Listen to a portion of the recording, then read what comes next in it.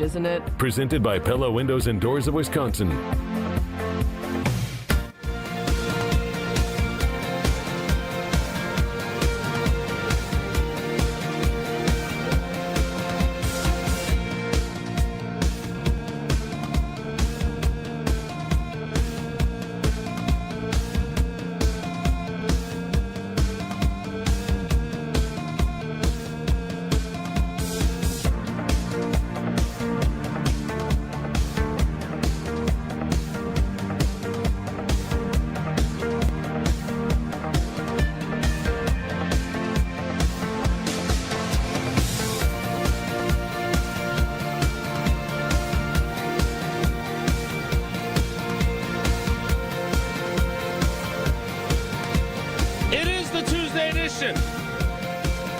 The 18-game NFL schedule edition. Can't wait to get our cousin sub of the day, cousin subs We Believe in Better's take on that.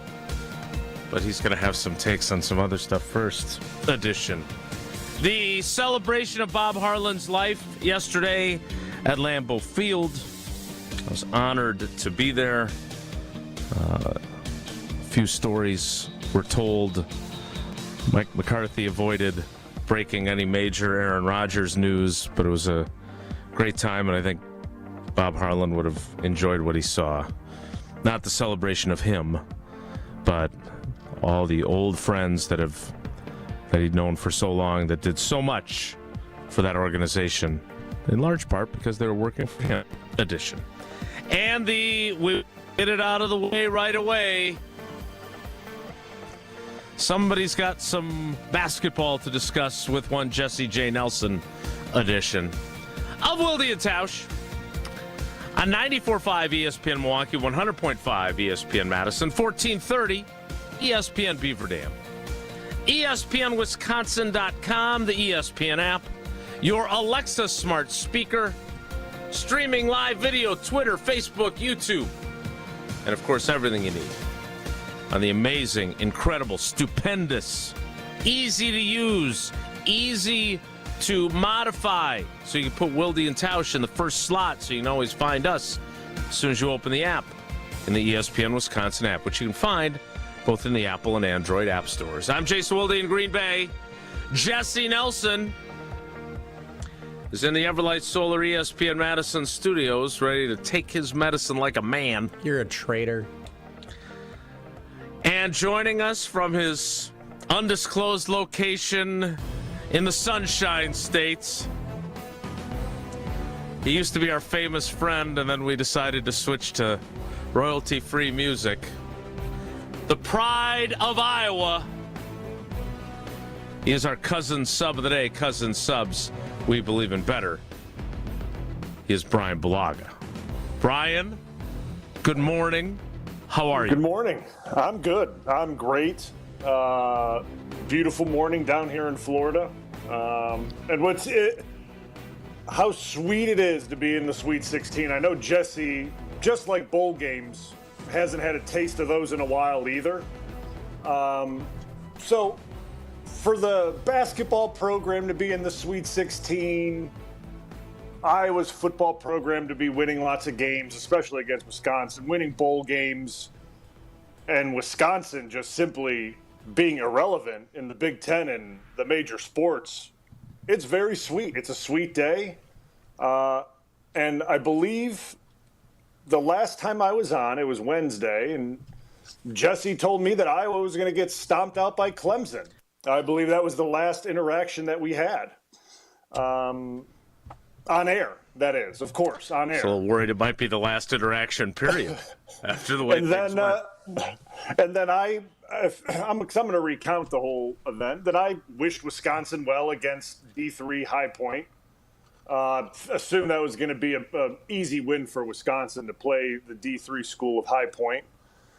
And then the tables just turned. They just turned, and they turned in a really sour way for Wisconsin fans. And yeah, I mean, I guess I'll ask. I mean, Jesse's not an alumni. You technically are. Let me just clarify something. So first of all, if Fran McCaffrey were still the coach at Iowa, I couldn't stand him. I would not be wearing the sweatshirt. I am wearing this not because I am a traitor, but because I am Team Bulaga on this saga.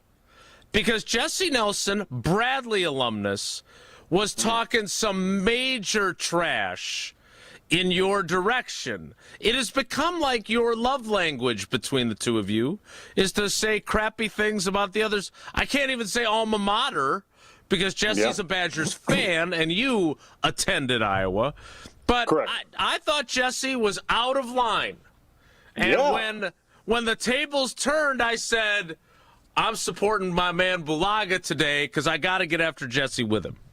Yeah, it was Jesse definitely started an unprovoked attack. I mean, I went into conversation last week. I was like, I'm supporting Wisconsin. I like Wisconsin in the tournament. I normally always pick them to at least get out of the first round in my brackets. And Jesse went right on the attack against Iowa for no reason, right? I mean, I didn't say Iowa was going to crush Clemson, and I didn't say any of that. You did not. I was excited that they were in the tournament, and we'll see what happens. But Jesse went on the offensive immediately, and obviously they dominate the Clemson game. I mean, they ran Clemson into the ground, and then by all means, if you watched the Florida game, and you actually watched the Florida game, they dominated Florida essentially that whole game, and obviously Florida's a great team. They came back, obviously, as we all saw, but at the end, the better team won, and I guess because I'll ask Evan this too when he comes on. But I guess I'll ask Jesse this now too.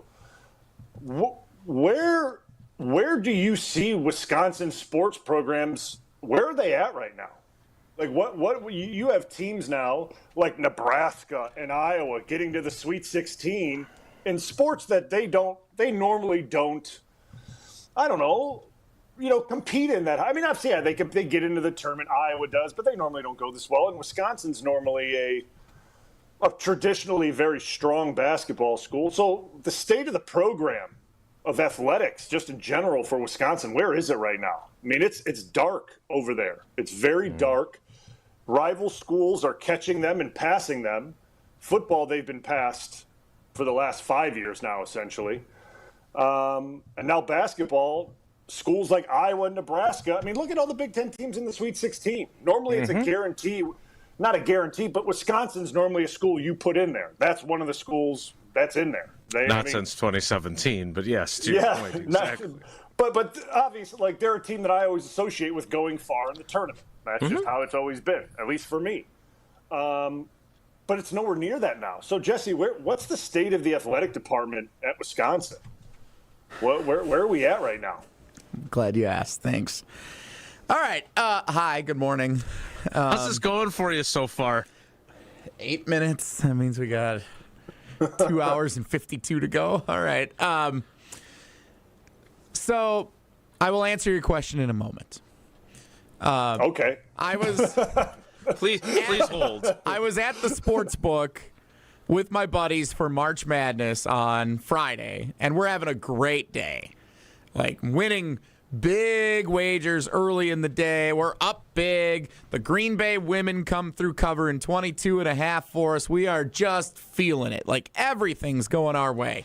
And one of the things we really look forward to every year is when Iowa is in the NCAA tournament, the sportsbook that we're at, there's a large contingency of Iowa fans who are always there cheering on the Hawkeyes. And we love betting the opposite team of the Hawkeyes, no matter how we feel about the game.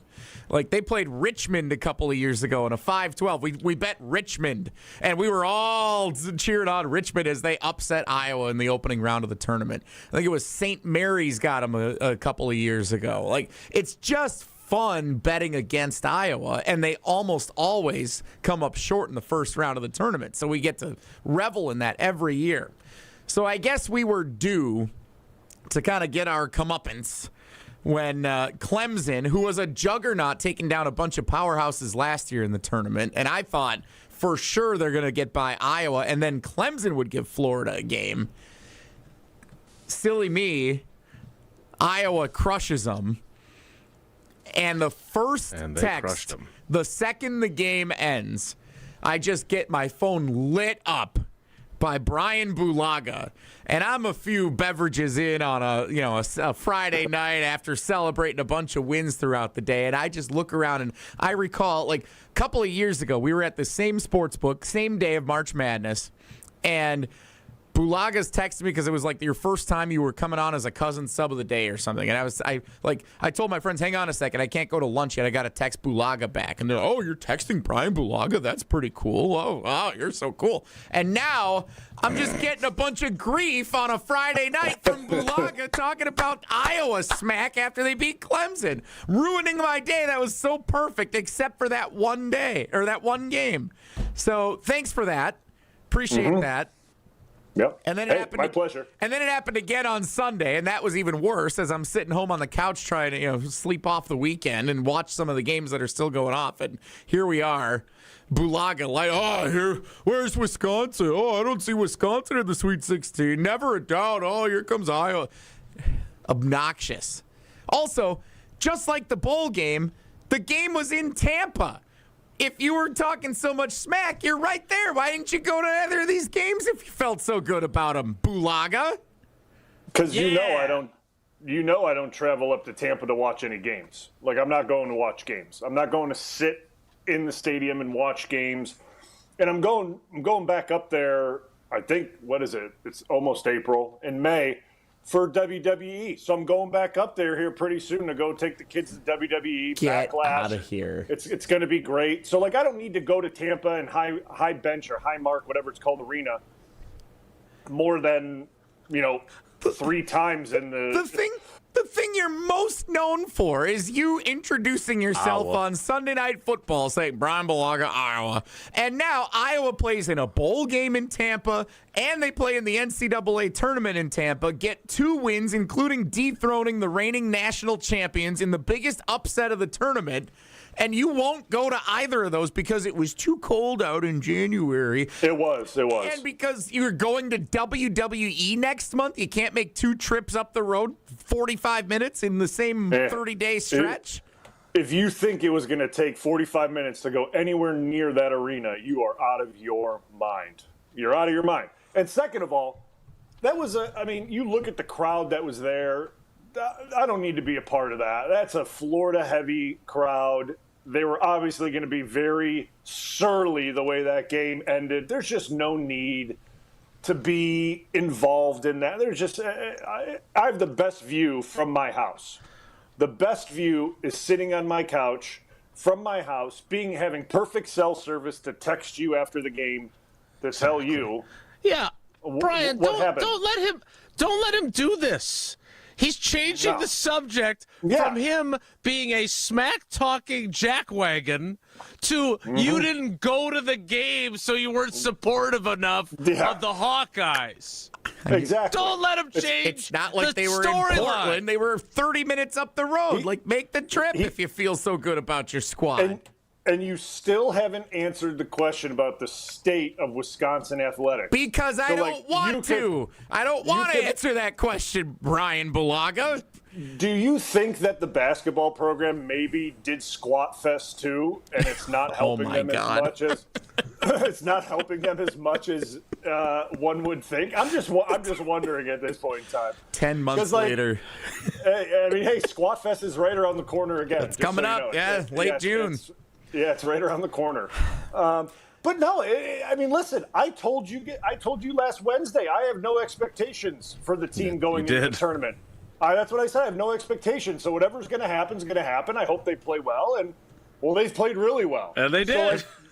So that's where I'm at with it. I don't understand. If somebody else who I like a lot more was in this chair instead of you today, he would say pressure is a privilege. Wisconsin facing pressure into the NCAA tournament is a privilege because they have earned it through the course of the regular season. They were playing outstanding basketball, and even though they came up short against High Point, you can't take away an impressive season with some big-time wins against some of the best teams in the country, as exhibited by the amount of teams that have advanced to the Sweet 16. So, all right. So let's take a step back here. Our good buddy Rob Vogel, the ombudsman of Wilde Tausch, says that you should remind Bulaga that Iowa finished 9th in the Big Ten at 10-10 this season, The 19th ranked Badgers were 5th at 14-6 and made the Big Ten tournament semis. Now, here's what I would say to Rob and everyone else, and this is the reality of college basketball,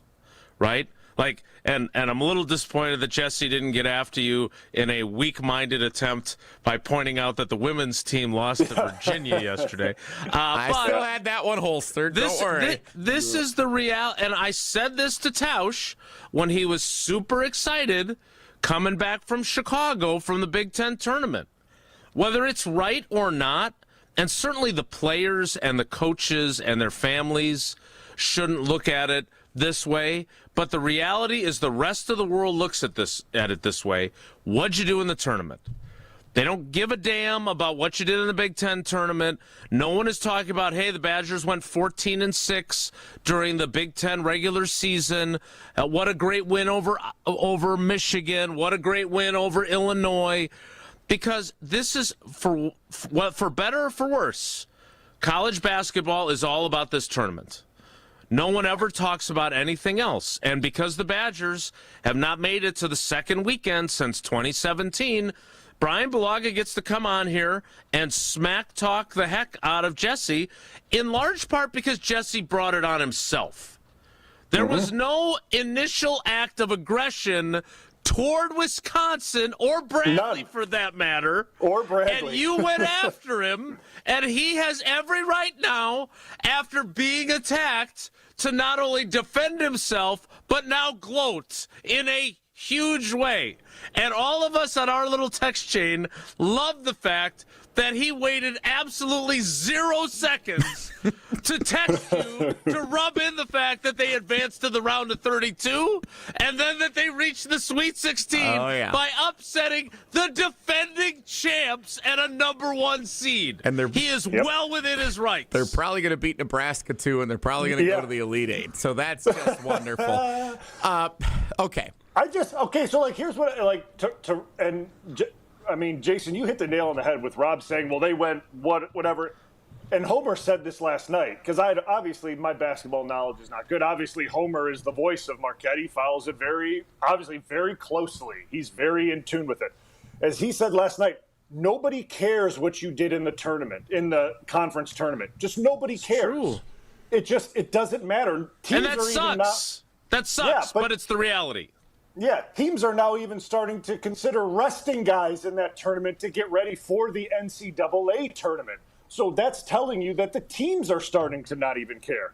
So to tell me that, they finished this in the tournament and they lost, okay, like, yeah, sure, you got me there. Like, okay, sounds good. Like, sure, you got me.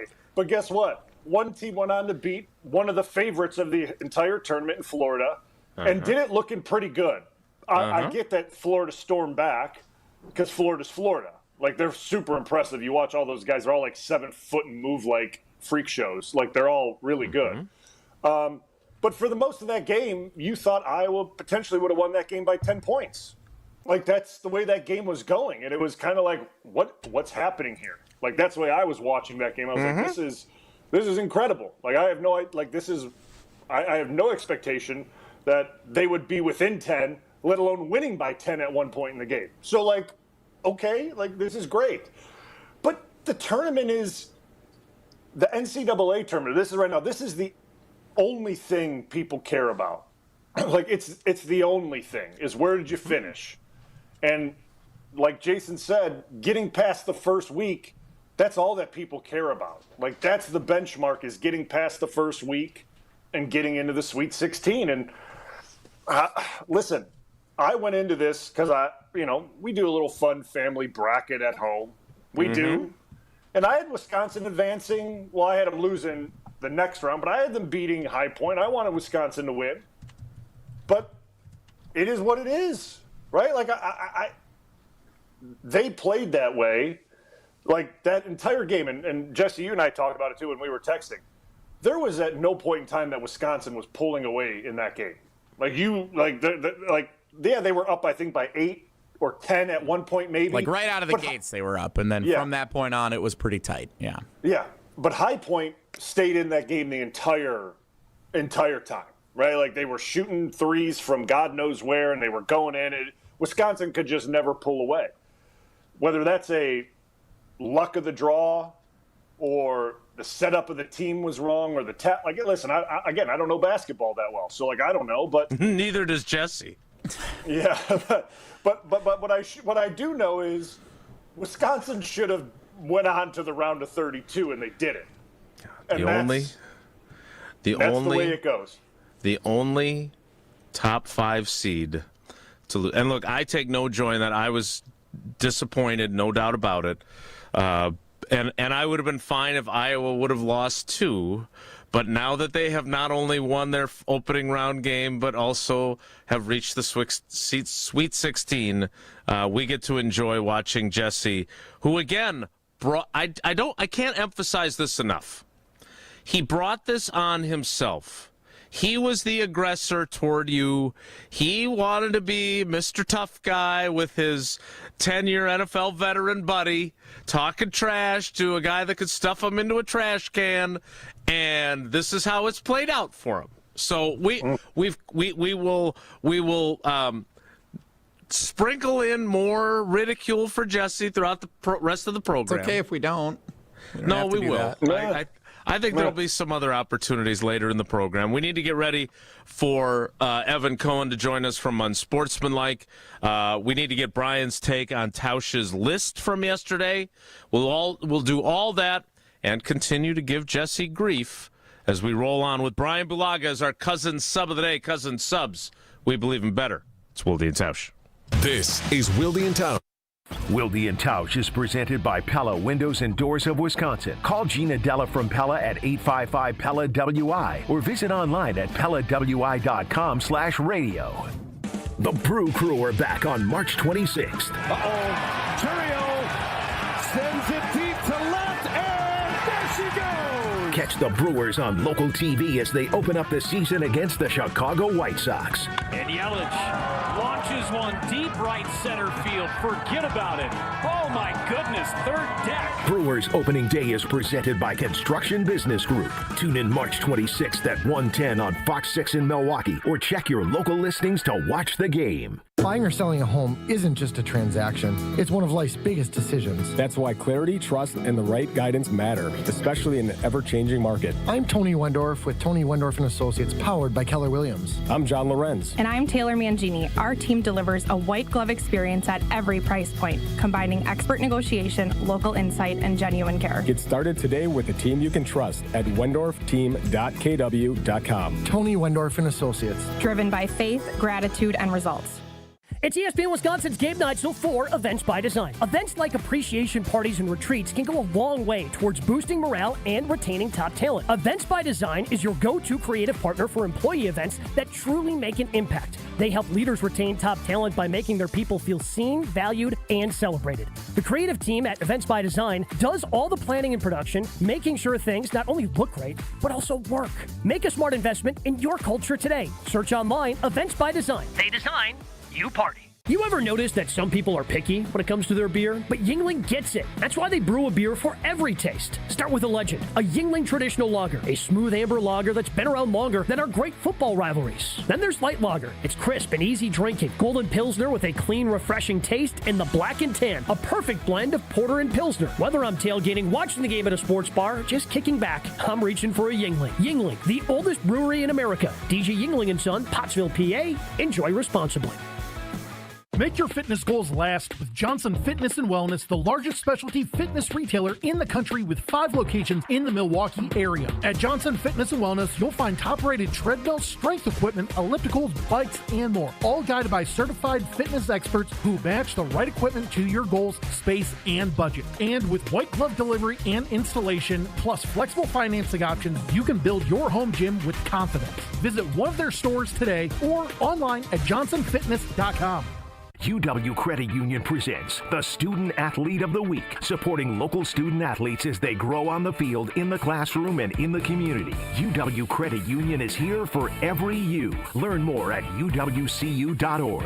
With your UW Credit Union Student Athlete of the Week, I'm Will Summers. This week's UW Credit Union Student Athlete of the Week is Platteville Junior Grant Poppy. Poppy powered the Hillmen to a regional championship, leading Platteville to 3 postseason victories last week. He opened the playoffs with 12 points and 6 rebounds in a 76-66 win over River Valley. He followed that with a dominant 21-point, 14-rebound effort in a 71-50 win over Mauston. Then capped the title run with 27 points and 12 rebounds in a 72-61 regional final victory over Lodi. Earlier this season, Poppy also reached the 1,000-point career milestone as just a junior, cementing his place among the program's all-time leading scorers. Congratulations to Grant Poppy, your UW Credit Union Student Athlete of the Week. Life's better with Drive My Way from American Family Insurance, because we know it's more than just a car. It's your escape pod, your adventure mobile, your memory maker.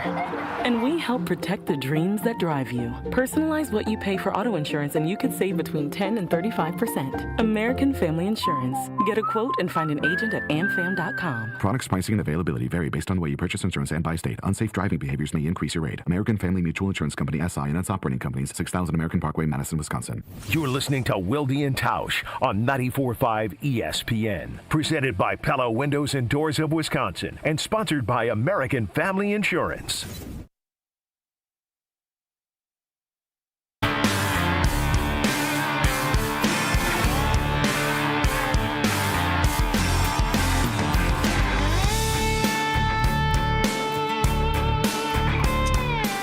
So our Tausch's best sports towns list can wait, because I do believe there has been some plentiful reaction to the Bulaga Nelson Battle Royale in our Carbless Talk and Text line text chain. Carbless lists is more. Jesse, how are you faring among the people? Well, you're about to find out. So, first one up here. Oh, sorry, I don't Bulaga. Don't try to turn it around, Jesse, says Robin Waukesha. Take your punishment for attacking Iowa. You got humbled. I'm not saying that Bulaga's wrong. And I'm just trying to divert attention. You know me, I'm not going to go down without a fight.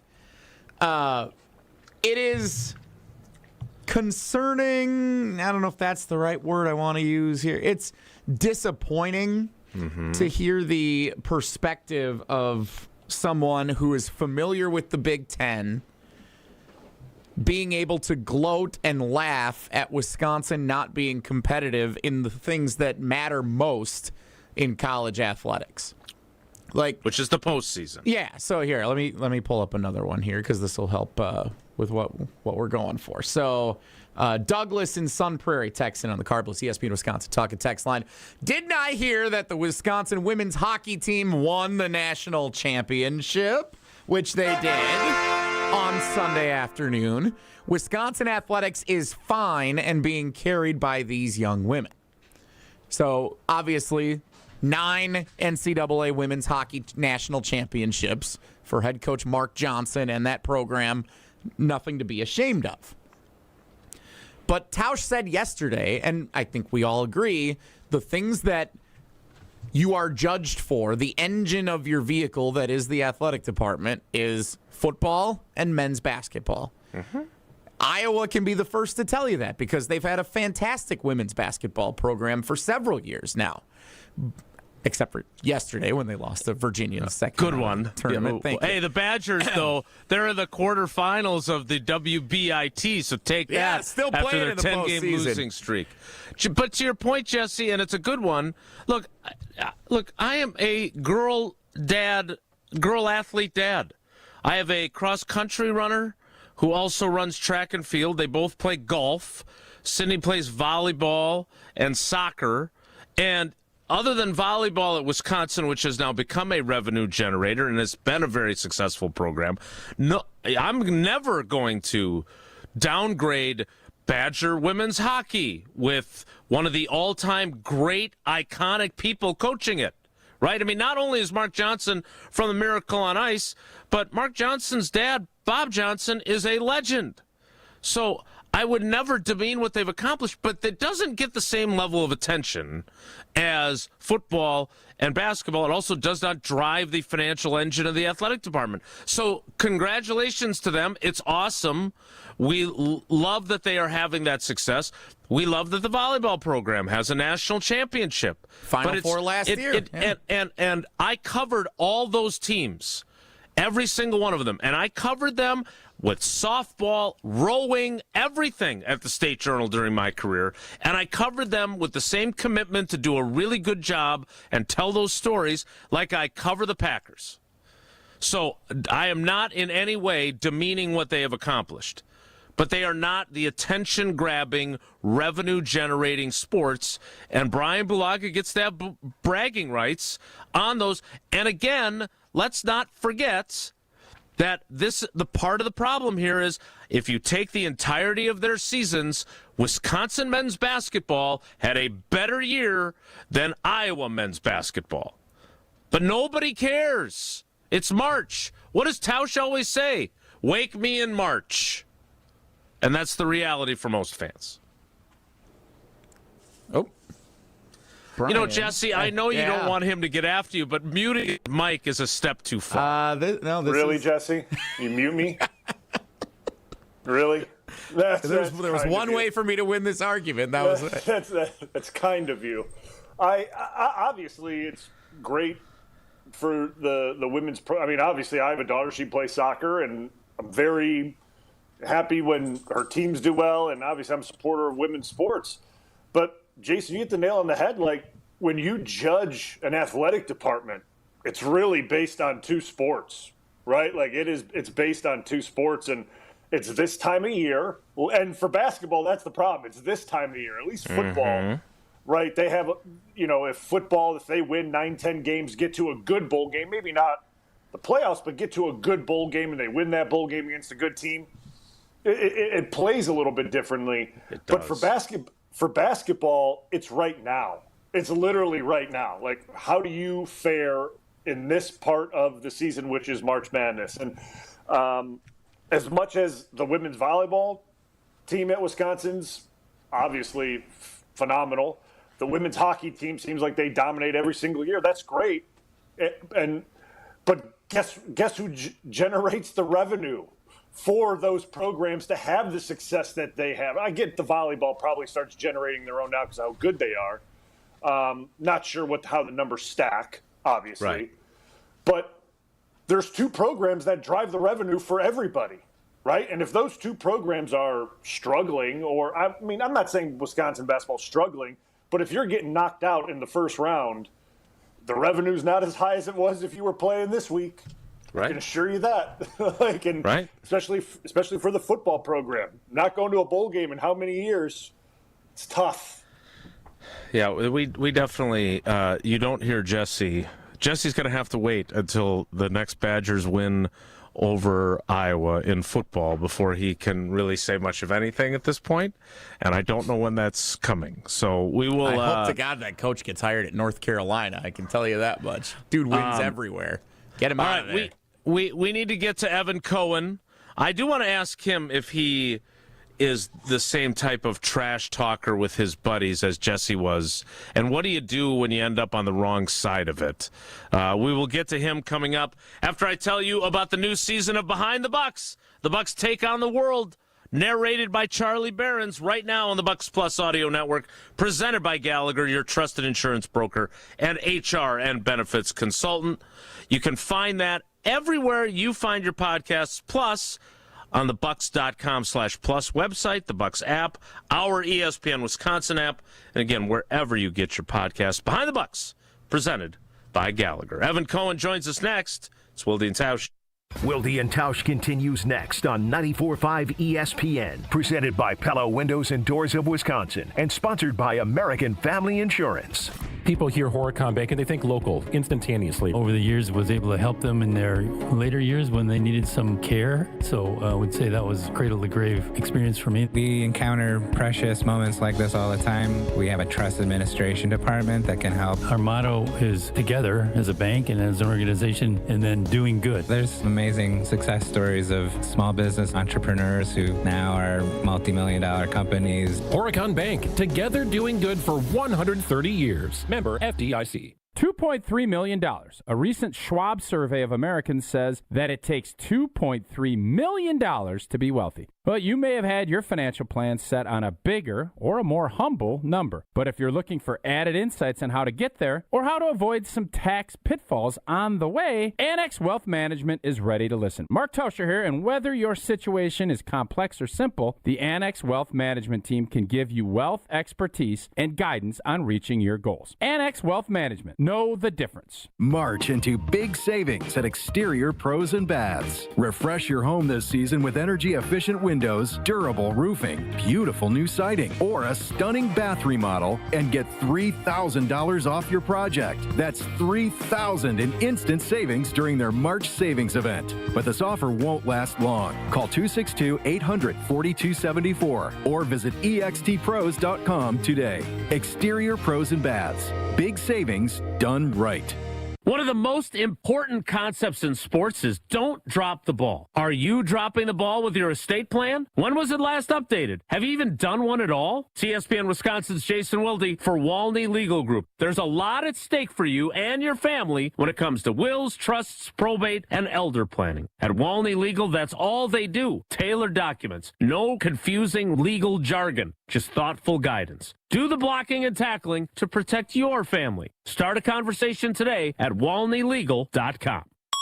An ESPN Radio Extra Point with Harry Douglas. I thought St. John's winning the Big East tournament and convincingly beating UConn twice, once in the regular season and then in the Big East championship game, I thought they were going to be higher than a 5 seed. Not only were they just a 5 seed, UConn, who lost to St. John's twice this season, including in the championship game in the Big East tournament, they're a 2 seed. But not only are St. John's a 5 seed and UConn a 2 seed, Freddie, they're both in the East region. Don't get me started. They played 3 times this season already, Freddie. I know. Why are these 2 teams in the same region? It makes no sense to me. Let me keep going, though. I got another one for you. All right. You have Louisville.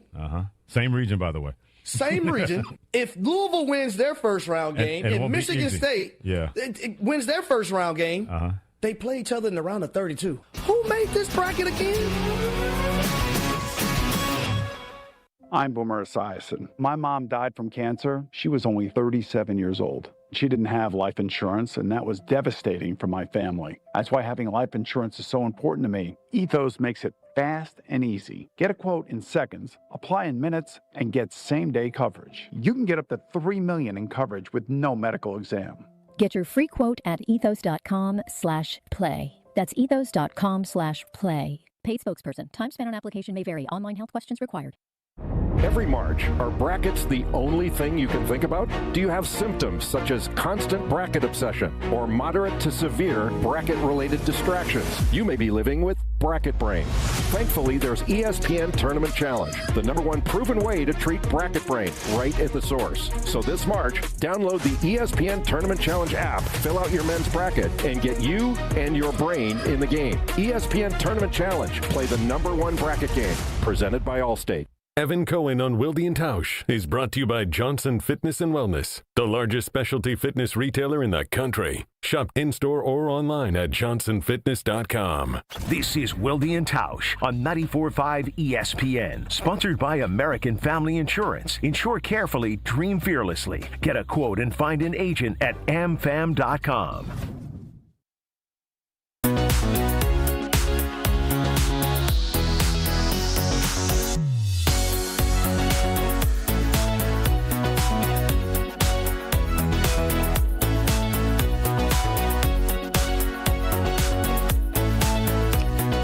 We want to get to some other topics with Evan Cohen as well, including the talk about an 18th game in the NFL and the suggestion by some that maybe they could only play, each player could only play 17 certainly the NCAA tournament. But first, I need to get him and his opinion on this Jesse Brian Bulaga Battle Royale from Unsportsmanlike.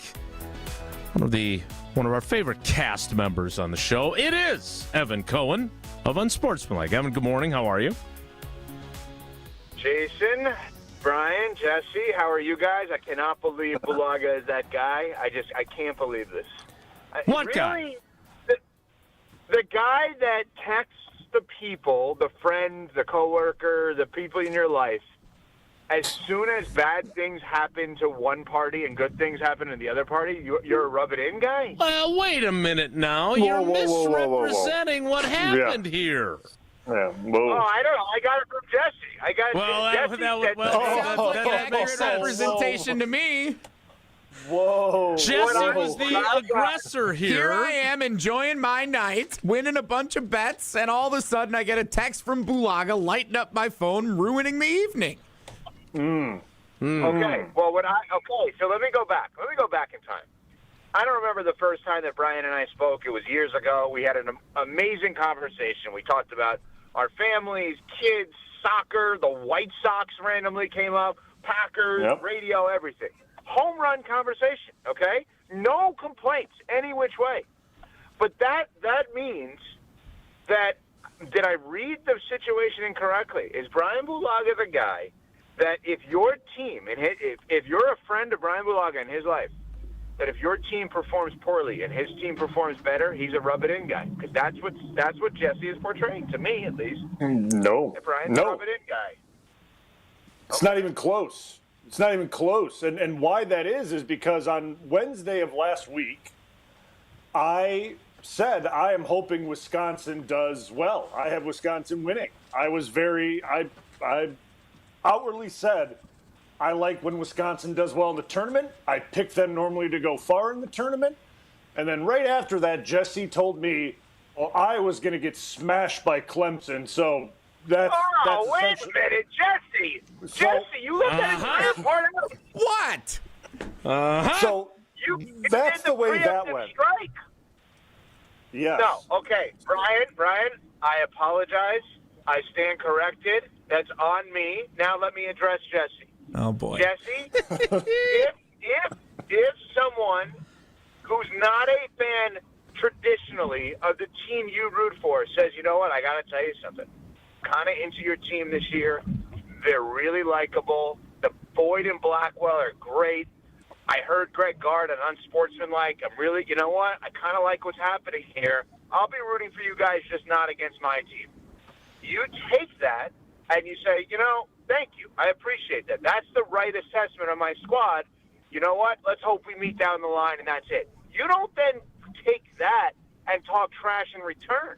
You set yourself up for the rub-it-in on Friday nights. Well, I don't want to be disingenuous. I don't like their coach. Their coach was at Drake when they played my alma mater, Bradley, back-to-back years in the conference title game. They prevented us from getting to the NCAA tournament. Now he's at Iowa. Now he's in the Sweet 16 after beating Florida in admittedly a great coaching job in the second round. He's a good coach. I respect the job he does as a coach, but I don't like him because he wins all these games and he makes my life miserable. I don't like him. You gotta love the Drake. You gotta love the Drake. You gotta love the Drake in that spot. So I don't understand that, but all right. Yeah, get him the Carolina job. Get him out of here. This had nothing to do with me because, like I said at the start on Wednesday, hey, however Iowa does, I have no expectations. I'm just, I'm going to watch them and cheer for them and hope they do well. Jesse goes, oh, you're not have to worry about that. They're going to be done and they're going to be one and done. Okay, well. Yeah, that's not right. I did say that. Right. I did say that. That's not right. So, you know what? Okay. My ruling is in favor of Bulaga. I apologize, Brian. Jason, Jesse is wrong. He brought this upon himself. Okay. Glad we're all on the same page. Yep. Evan, I saw you had Adam Schefter on, as you frequently do, and he's a Michigan man, obviously, so he's very excited about Michigan. What has been the highlight or your favorite parts of the tournament so far? Because obviously our alma mater having a low point against High Point has been a big disappointment.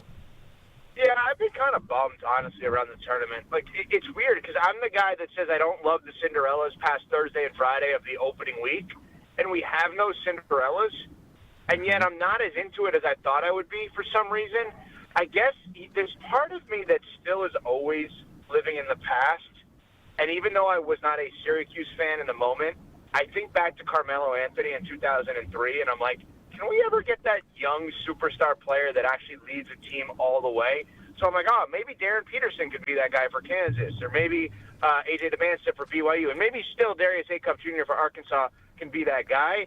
But I've been kind of, I don't want to say down on the tournament so far. I haven't been as into it as I thought I would be. And I think, Jason, you bring up our school. Like that's a bummer. I legit thought we had, if you were to say to me before the tournament, where do you normally get a big run from?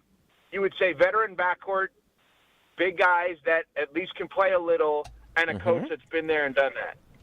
I kind of thought we had all those things, and we're done in the first round. Yeah, a huge disappointment, obviously, and even to Brian Bulaga, who wanted to see them go further. How do we feel about that, Jason, in all seriousness? Because, there's no part of me that has any interest in anyone else being the head coach of the team other than Greg Gard. So I'm not going to make it about that.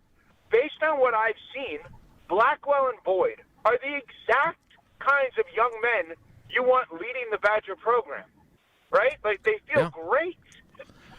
But I'm very frustrated in that, what are we doing? It's the problem of what we were discussing earlier, is that who had the better season if you take the totality of their work? Wisconsin by far over Brian's alma mater. It's not even close. But the problem is that college basketball especially, Brian made a great point earlier, and that is even in college football, if you don't make the playoff, now again, if you're Ohio State, if you're Alabama, if you're Oregon right now, it's different. If you don't make the playoff, it is a disappointment.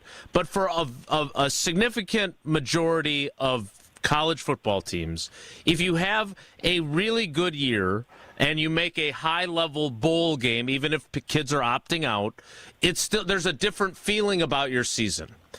Making the NCAA tournament and being a 5 seed, if you don't win, there's no, hey, they had a great year and they were one of the top teams, top 20 team based on seeding. Nobody cares. Nobody gives a damn. Right. Because you didn't win the post, and it's starting to stack up on Gardo. It's not starting, it's been stacking up, but 2017 is a long time since you've been to the Sweet 16. And 3 losses now as a 5 seed. We all know when we pick our brackets, you got to pick one 12-5 upset, right? We know those almost always happen. A 6-11 almost always happens. So it just sucks that it's been the Badgers that have been the ones that have been upset seemingly every time they're 5 seed. So Brian, walk me through the bowl game thing. When you were at Iowa, what bowl games were you in, and did they feel like the season was a big accomplishment, even if they weren't a BCS-style bowl game? Yeah, so my freshman year, we didn't get to one. We weren't good enough. And then we turned it around. We went to the Outback Bowl, played South Carolina. And then my junior year, we went to the Orange Bowl and played Georgia Tech. So we went to a BCS bowl game. Oh, you did? Okay. So we always looked at it as January 1 bowl games. That was the goal, is January 1 bowl game. So that was always your Capital One, your Outback Bowl, Citrus Bowl. Those were the games that you always wanted to be in, was the January 1 bowl game, or obviously the BCS games, which happened. I think January 1 was that bowl game too. I can't remember, but the goal was you don't want to be playing before January 1. So those were the big bowl games. Right now, I would look at it, obviously the names have changed of a lot of these bowl games. Obviously it's not the Outback Bowl anymore, which blows my mind. It's called something different that Iowa played in this year, but it is the Outback Bowl. That's the way I look at it. Not to be confused with the bowl the Badgers didn't play in.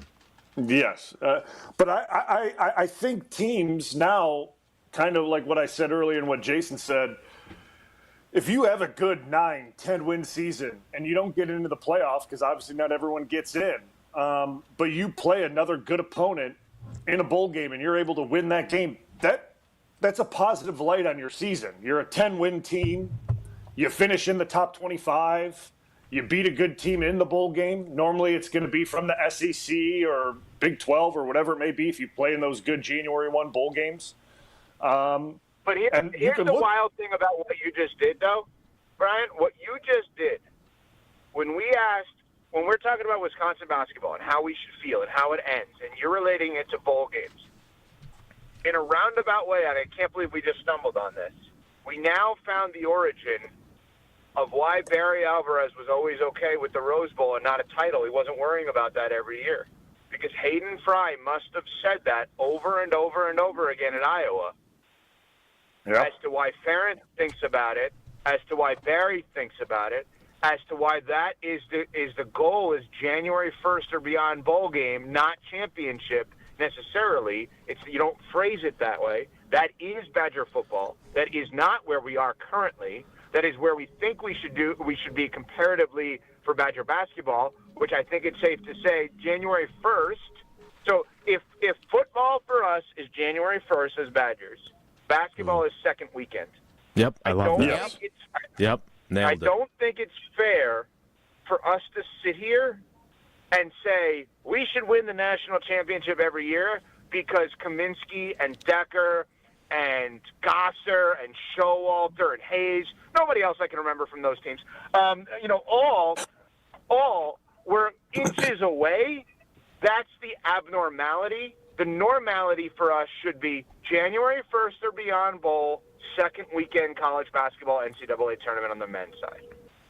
Yeah. Well, because that's the way I always viewed Wisconsin football. I viewed Wisconsin football as they were that 10-win team. Maybe you get 11, right? Maybe you do play in a Big Ten championship, or you're competing for that. How it used to be, where it didn't even. It was weird. But that's how I always viewed Wisconsin football. Was they're gonna be playing in like the Capital One bowl game or whatever. It was always competing for who's going to play in these bowl games, because Iowa and Wisconsin, we thought very similar to how seasons go, right? I mean, you're not Ohio State, you're not Michigan, and now you're not Oregon and these other teams, but you can sure win 10, 11 games. You could win 10, 11 games, and that was always the mindset. So how you put it for Wisconsin because I always think of Wisconsin basketball as, and maybe because I'm thinking all the way back to Bo Ryan and how amazing he was, like Sweet 16 is like, that's the like expectation. Right. Yeah. I don't think that Greg Gard would disagree with you. I think Greg Gard would tell you now, I believe we were a second weekend team, and we did not perform to that level. Agreed. And that doesn't mean he should be fired. No. That means expectations are January 1st or beyond football, second weekend basketball. That is, I want to point this out over and over again. We have to be honest with ourselves as Badgers and Badgers fans. That should not be the same expectation as Alabama football and basketball, for that matter. That should not be the same expectation for Ohio State football. That would not be acceptable. We, at this moment, are not them. And as we have learned, when we try to be them, meaning when we try to alter expectations, we actually fall shorter than our intended goals previously. And there's a reason Coach Alvarez knew it all along. And we should have all been accepting of he knows better than us. We should not be trying to build a team to win a title. We should be building a team to play in the Rose Bowl, because we are not capable of playing in the Rose Bowl if we build a team to try to win a title. We are not capable of going to the Sweet 16 if we build a team to try to win a title. That's who we are. That's not a bad thing. That's just a realization of what we are as a school right now. Well, and in fairness to Barry Alvarez and Hayden Fry and Kirk Ferentz for the vast majority of his time at Iowa, it's a different ball game now. right? There is a 12-team playoff. There is NIL in the transfer portal. So I don't know how Barry would attack today's, if he was the coach today as opposed to doing the Jesse Nelson show. Better. Oh, I think he'd be even better. Think about something, Jason. I've said this on your show a million times over. The college coach today needs to do sales in order to coach. Yeah. You know how good Barry would be at that? Great. Barry Alvarez in his prime, being able to do the sales so he can coach, he would be phenomenal today. Phenomenal. I don't think he would enjoy having to re-recruit the players that are already on his team, though. That's different. That's different. What coaches like Barry like to do, and Bulaga could speak towards this obviously a lot better than I could, coaches like Barry that are hard-nosed, disciplined coaches, they don't like to re-recruit. They like to de-recruit. It's, oh, my God, we got Brian Bulaga. He's amazing. Like, he's going to be awesome. Brian, you're going to be great. You get on campus. Brian, you've done nothing for Iowa. Do you realize Robert Gallery was the second pick in the draft? You think you're close to that? You've done nothing. Go run. Right? That's probably what it is, but it can't be that way now. Yeah. No, they can't do that now. They can't do anything like that now. I mean, the stuff that you would hear, especially when I was going through, I mean, listen, Kirk would always remind you, you think Robert did that, or you think Steinbach did that, or, those, or Yonda, or guys like that, you think Marshall did that, or... So, yeah, there would always be those little jabs, subtle reminders, and the strength program would do it. Like, well, Gallery was squatting 550 at this point in time, and you're kind of just taking shots all the time. But that's right. That's what for kids. That's what's motivating. You want to be at that standard because you saw their success. You do that to kids now, they're in the portal the next week. You just talk bad to them. Mm-hmm. They're out of here. Yep. And that's a huge problem. What team in the state of Wisconsin right now, blindly, relative to their sport, should have the highest expectations every year? I mean, you mean in general, like overall? In general, yeah. So we just put expectations on the two Badger men's programs that we talk about the most, right? Are the Brewers Brewers World Series, Bucks NBA Finals, Packers Super Bowl? Which team would you say in Wisconsin men's sports? Because obviously, oh wow, I have to be on LA right now. I didn't even realize this. On the women's side, obviously women's hockey and volleyball are the highest. But I'll leave you with that because I got to go to LA, Jason. Okay, bye. That is Evan Cohen. I thought I really felt good about our time management there, not because a certain someone's not on the show today who gets into it with him from time to time when they're on the radio together. But I really thought we were set up, and then I was going to let him go, and then he had another point he wanted to make, and now he's bumped into his appearance on ESPN LA. That is Evan Cohen of Unsportsmanlike. Good discussion. It's a good question. What question? About which sports team has the highest expectations going in year after year now? Yeah. Because I think it actually was the Bucks until hot potato game against the Miami Heat when Bulaga was announcing draft picks in Detroit. I think that was the last time we had the higher expectations for a team not named the Packers. And now it's probably back to the Packers. It's got to be back to the Packers again, right? I would think so. Yeah, I would think so as well. Is there anybody even close? The Brewers, I guess. 3 division championships in a row, the Brewers. The Packers don't have that right now. No. But I guess I always look at it because I don't know what's going on with the Brewers and what offseason moves they made, but don't they continually just dump guys that are really good and don't really replace them, and you don't know what's coming up through the pipeline to replace them? So it's kind of a wait-and-see game with the Brewers, I feel like, a lot of the time, because they're not stacking their roster like the Dodgers. And I'm not saying they need to be like the Dodgers, but don't they let good players go quite often and don't re-sign them? Mm-hmm. And things like that. So it's hard to have a certain expectation when some of your best performers are currently and always year to year walking out the door. That's how are you supposed to have a certain expectation for that team when you don't know what's replacing your highest performer. That's always the tough part about that for the Brewers, I feel like. Because, I always feel like they come up and surprise people, and they're really good, and you're like, wow, where'd that come from? Well, that's because they let their best pitcher go last year, but the guy that they brought in is really good too. But we wouldn't have known that until we saw him pitch. So that's kind of the way I look at the Brewers. Like, sure, they could be great, but you don't know until you know, and that's hard to guess. Not an issue for the White Sox, though. No, not a problem. We know. They're going to be bad. We got it. It's how many wins can we get? Can we get 12? Can we get 13? I mean, let's start there.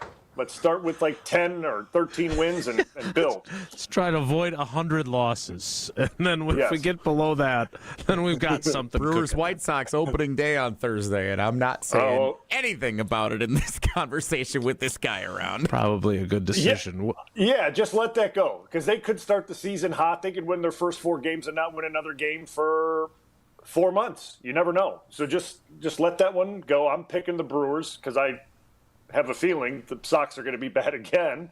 But I'm picking the Brewers, and I'm a White Sox fan. So, Jesse, right now, let's just start by saying, if you talk smack to me when I'm already picking the Brewers, it's going to go really bad. It's going to go really bad. But that's where I'm at with it. More with our cousin sub of the day, who is in for Tausch, the great Brian Bulaga. Cousin subs, we believe in better. More next. It's Wilde and Tausch. This is Wilde and Tausch on 94.5 ESPN, presented by Pella Windows and Doors of Wisconsin, and sponsored by American Family Insurance. Stay up to date on the Green and Gold all off season. The Green and Gold Fix podcast is brought to you by Potawatomi Casino Hotel. Luxury stay, elite play, unwind in sophisticated comfort. Win big, dine, and experience the events in Milwaukee. If only life had a remote control, you could pause or rewind. Well, life doesn't always give you time to change the outcome, but prediabetes does. Take the 1-minute risk test today at doihaveprediabetes.org. Brought to you by the Ad Council and its prediabetes awareness partners. Wisconsin weather doesn't wait, and neither should you. At Pella Windows and Doors of Wisconsin, we make upgrading your home simple. Right now, order today and get 0% interest until 2032. You heard me right. 0% interest all the way until 2032. Upgrade your windows and doors now and pay over time without paying interest. With our 10-year limited warranty, you can feel confident in your investment. Schedule your free in-home consultation today at PellaWI.com. Certain restrictions apply. 3/31/2026. A very hearty hello to you good people out there. I'm Ruth from Hurricane Bank. I suppose you thought I was in Downpatrick in County Down, but I'm right here in the Mayfair Collection branch of Hurricane Bank. Did you know that Hurricane Bank has been serving people like your good selves for 130 years? So they're good at it. Come on in to any of our 20 branches and see for yourselves. Member FDIC. You can search for the biggest bat selection, but I'm here to save you time because the best baseball and softball bat selection in the Midwest is right here at Burkhardt Sporting Goods. We stock just about every bat on the market from all the top manufacturers like Easton, DeMarini, Louisville Slugger, Marucci, and more, and sell them all at the guaranteed lowest prices. So get in here and try a few out in our indoor batting cages. There's no need to look any further because when it comes to bats, if you want it, we got it at Burkhardt Sporting Goods. You can't beat Burkhardt. When you run a team, you want great uniforms, and you know selling spiritware is vital. That's why Burkhardt Sporting Goods will create a free custom website for you to sell your families and players the coolest spiritware from Nike and Under Armour, as well as the basics, while helping you fundraise at the same time. We take the hassle out of coordinating your team's apparel and make shopping and buying easy. So when you need awesome spiritware and uniforms for your organization, you can't beat Burkhardt. You can't beat Burkhardt. Let's celebrate Milwaukee. Ewald Automotive Group's 62-year anniversary sale is on. This month, we're celebrating with anniversary savings on over 1,400 cars, trucks, and SUVs. Payments as low as $250 a month. Financing as low as 0%. Plus 2 years of included maintenance on us. The Ewald Automotive Group's 62-year anniversary sales event. This month only at every Ewald location. Go to EwaldAuto.com. select models with approved credit. See dealer for details. Expires month end. It's Mike with Infinity Exteriors. I've seen it all, Wisconsin. Sketchy sales gimmicks for low-quality windows, siding that costs more than a new home, fly-by-night roofers. 60,000 happy customers made a better choice. Infinity Exteriors roofing, siding, and windows all come with our lifetime workmanship warranty, no overcharges, and transparent pricing. At Infinity Exteriors, we're on a mission to save our communities from unscrupulous contractors. Visit infinityexteriors.com. In 1987, the Bucks took on the world and changed basketball forever. At stake, basketball supremacy in the United States. Bucks versus the World, narrated by Charlie Behrens, is the new season of Behind the Bucks podcast, presented by Gallagher, your trusted insurance broker and HR and benefits consultant. It's the untold story of the 1987 McDonald's Open, when the Bucks became the first NBA team to face the Soviet Union. Listen now on bucks.com/plus, the Bucks app, the ESPN Wisconsin app, and wherever you get podcasts. You're listening to Wilde Tausch on 94.5 ESPN. Presented by Pella Windows and Doors of Wisconsin. Call Gina Della from Pella at 855-PELLA-WI or visit online at PellaWI.com/radio.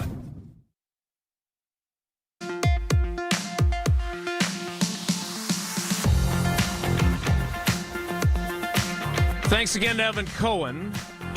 It's a fun debate. I want to get into some Packers stuff with Brian in the 10 o'clock hour. I am a little distracted as my ESPN app with this alert.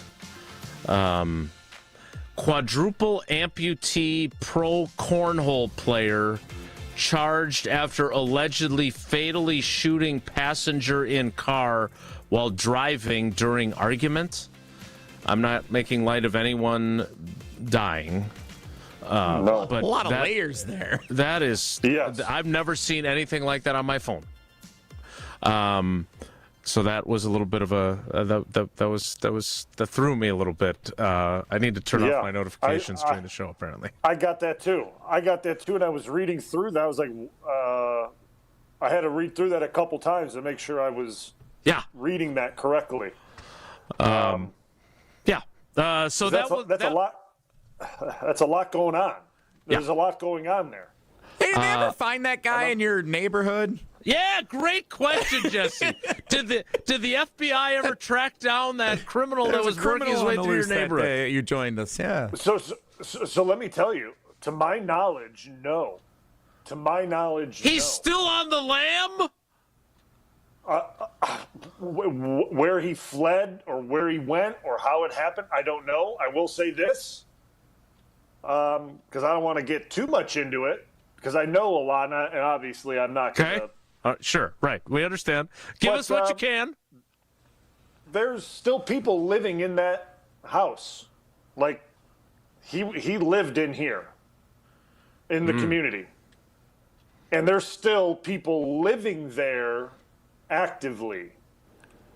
But not him, from what I know. So I don't know what's... I can't...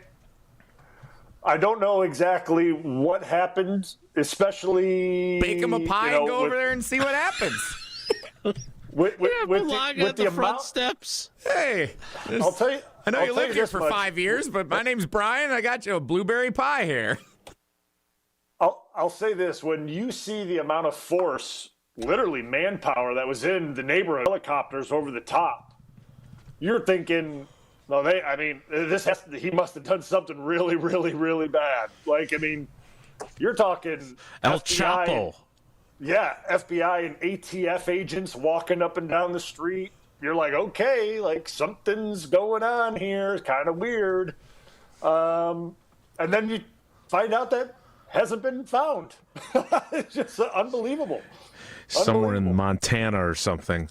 We're glad that you and Abby and the kids are safe. That was, you could tell that was a little unnerving. So we're glad that you guys are safe. But that, go do your best Wilde impression and go do some reporting. Get on that case.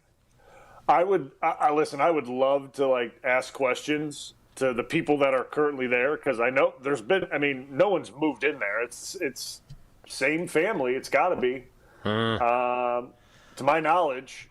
Again, I don't know the whole. Listen, maybe better. It might just be leave sleeping dogs lie. I see exactly what we're going to do here. Coming up this football season. Whatever Jesse's ideas are, we got to be very careful. During every Packers game, we're going to do True Crime Halftime with Brian Bulaga, and he gives us a halftime update during every Packers game, what he's learned in the week about the case in his neighborhood. I mean, the rhyming. It is. That is good. That is a good rhyme. I will give you that. I just with the current climate, I'm not sure I want to be going and knocking on people's doors, asking about did you get scooped up, and then no knocking. I'm just not sure it's for me right now. I'm not sure that's a good idea. All right, we'll get to some Packers. I do want to talk a little bit about yesterday at Lambeau Field with Bob Harland's celebration of life and getting to see Coach McCarthy for quite a while. Sat with him for a long time and talked. Got to sit and talk with Ron Wolf. It was a really beautiful day celebrating someone who obviously, and this is not hyperbole, probably saved the Packers as we know them in the modern era. We'll talk about that. Plus, I do want to take advantage of Brian being here for an entire show and use less time discussing Iowa basketball and more time talking Packers football. That's all coming up in the 10 o'clock hour, which will begin after I tell you about Potawatomi Casino Hotel. You know, look, the slot machines, the poker, that's not my thing, right? You know what's my thing is? Entertainment and food. And it's a great getaway at Potawatomi Casino Hotel that you don't have to hop on a plane for or board a cruise ship for. You can feel like you've escaped right there in Milwaukee at Potawatomi Casino Hotel. Start with the stay. Biggest hotel rooms in Milwaukee, nearly 500 beautifully designed rooms and luxury suites that are perfect for a weekend reset, a date night, or celebrating something big. And you are just steps away from everything that's happening inside. And you've got all kinds of options when it comes to food, whether it's the premium steaks at Dream Dance Steakhouse, pizza, burritos, and quick bites at the Marketplace, Rockin' Brews, which is my favorite. That's where I always get my salmon. Canal Street Cafe, Ruyi Asian Kitchen, the Cream City Coffee Company, all those and more. Sophisticated relaxation, incredible flavor, a full night out all in one place at Potawatomi Casino Hotel. The 10 o'clock hour starts in 2 minutes, so stick around. Don't go anywhere. Another hour of Wilde and Tausch, presented by Pella Windows and Doors of Wisconsin, is coming up next on ESPN Wisconsin and the ESPN Wisconsin app. Wisconsin Indoor Golf Center is ready to slip someone into a green jacket. The next tournament of the season is here, and there's $1,000 in cash prizes. Hey ESPN Milwaukee, this is Gary Ellison, inviting you to a two-man scramble at Georgia Golf Club, all played on Wisconsin Indoor Golf Center's spacious state-of-the-art simulators. Sign up now at wisconsinindoorgolfcenter.com. It's just $120 per team, and all teams must compete their round by March 31st. Who's walking away with the cash, and who's earning that green jacket? A very hearty hello to you good people out there. I'm Ruth from Hurricane Bank. I suppose you thought I was in Downpatrick in County Down, but I'm right here in the Mayfair Collection branch of Hurricane Bank. Did you know that Hurricane Bank has been serving people like your good selves for 130 years? So they're good at it. Come on in to any of our 20 branches and see for yourselves. Member FDIC. Mark Tauscher here for Iron Jock. As a former athlete, I've worn just about every type of workout gear there is, and nothing compares to Iron Jock. Their performance apparel is built to fight sweat, odor, and bacteria, keeping you feeling fresh no matter how hard you push. From the gym to the pickleball court, Iron Jock keeps you dry, comfortable, and confident. Upgrade to Iron Jock. Available now at ironjock.com. Ben Brust here for the Princeton Club. If you're looking for your better tomorrow, you know where to go. It's the Princeton Club. If you're looking to grow, it's also the Princeton Club, because they will cheer for you in all areas of your life. The best way to do that is to start a foundation of having a healthy body, and your growth will start from there. With the cleanest health clubs in Wisconsin, they provide everything for you to reach your goals. Start your better tomorrow today and grow in all areas of your life at the Princeton Club. Join for a better tomorrow. Gabe Neitzel here. Catch Jen, Gabe, and Chewy morning 7 to 9 on 94.5 ESPN, WKTI, and WKTI HD, Milwaukee. A locally owned Good Karma brand station.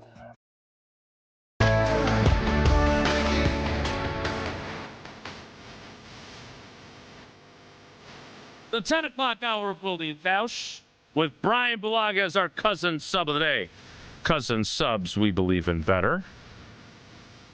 Begins now. And Brian, obviously Bob Harland's tenure as team president and CEO was over by the time the Packers drafted you in 2010.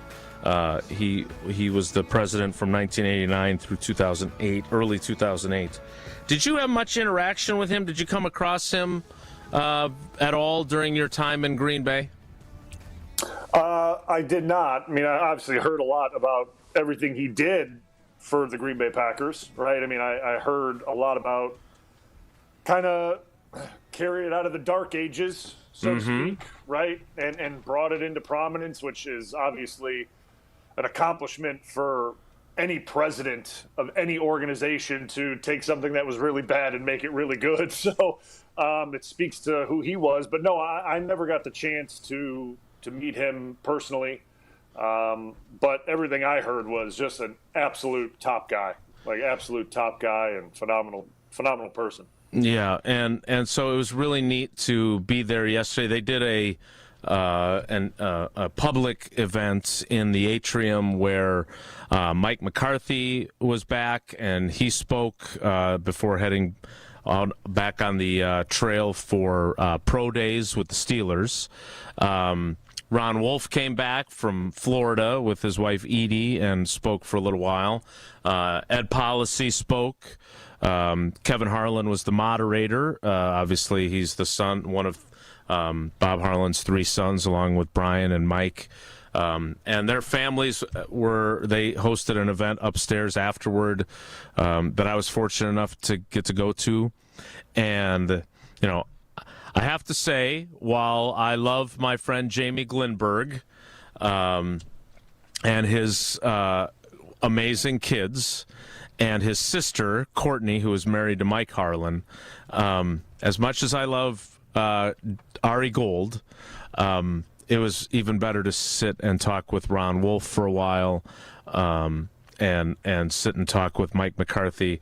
But Mike McCarthy did get put on the spot during the public portion of the ceremony. Kevin Harlan asked him about Aaron Rodgers. We haven't. Did you see this? Should we play it? I did see it. I know, and this is courtesy of Rob Domofsky, who filmed it. And I got from our WFRV buddies all the audio and video. I was going to send that to you, Jesse, and then I forgot because I was too busy getting ready to find my Iowa hoodie. But this is how Mike McCarthy answered the Aaron Rodgers question from Bob Harland's son, Kevin, who, of course, is a prominent broadcaster for CBS Sports, and took a red eye from San Diego, where he was doing the first two rounds of the NCAA Tournament, to be back for yesterday's event. Here is Kevin Harlan's question to Mike McCarthy about Aaron Rodgers. Wouldn't that be an interesting story if that happened in Pittsburgh? Yes, it'd be a great story. I don't know, and I would love to tell everybody. It's breaking news, but it's really. It's really cool to see Aaron at 42. You see, a young man at 22, and all that he's been, all what he's been able to accomplish, and where he's at in his personal life, and in trying to make this decision. So he's in a really good place. So that's where I learned how to deflect earlier when Bulaga asked me about Wisconsin athletics. Yeah, Mike didn't know that he was going to be doing that. So he. I thought he was really good. Obviously, Ron Wolf told some great stories. But, again, I assume Aaron Rodgers is enjoying time with his wife, as he said on the Pat McAfee show, and in no hurry to find a place. I was a little, I don't want to say disappointed, because I saw this obviously made a bunch of headlines, and I don't want to spend too much time on it myself. But it was kind of like, we're all here for Bob Harlan and celebrating his life, and Yet the Aaron Rodgers saga still found a way to make some headlines. Brian, I do want to ask you, because you did play with him and you are good friends with him. I just want to know, are you hoping he plays again or not? Because I think Tausch, if you pinned him down, he said, I kind of like to just see him retire. And I think the concern is that he has one of those years, because he stayed a year too long, where he's getting the crap kicked out of him and they're not winning. And they had decent success last year. But at the same time, the idea of him and Mike together again, I'd be a liar if I said I don't want to see how that goes. Yeah, I mean, I think for me, I'm a little split on it. I'm like, because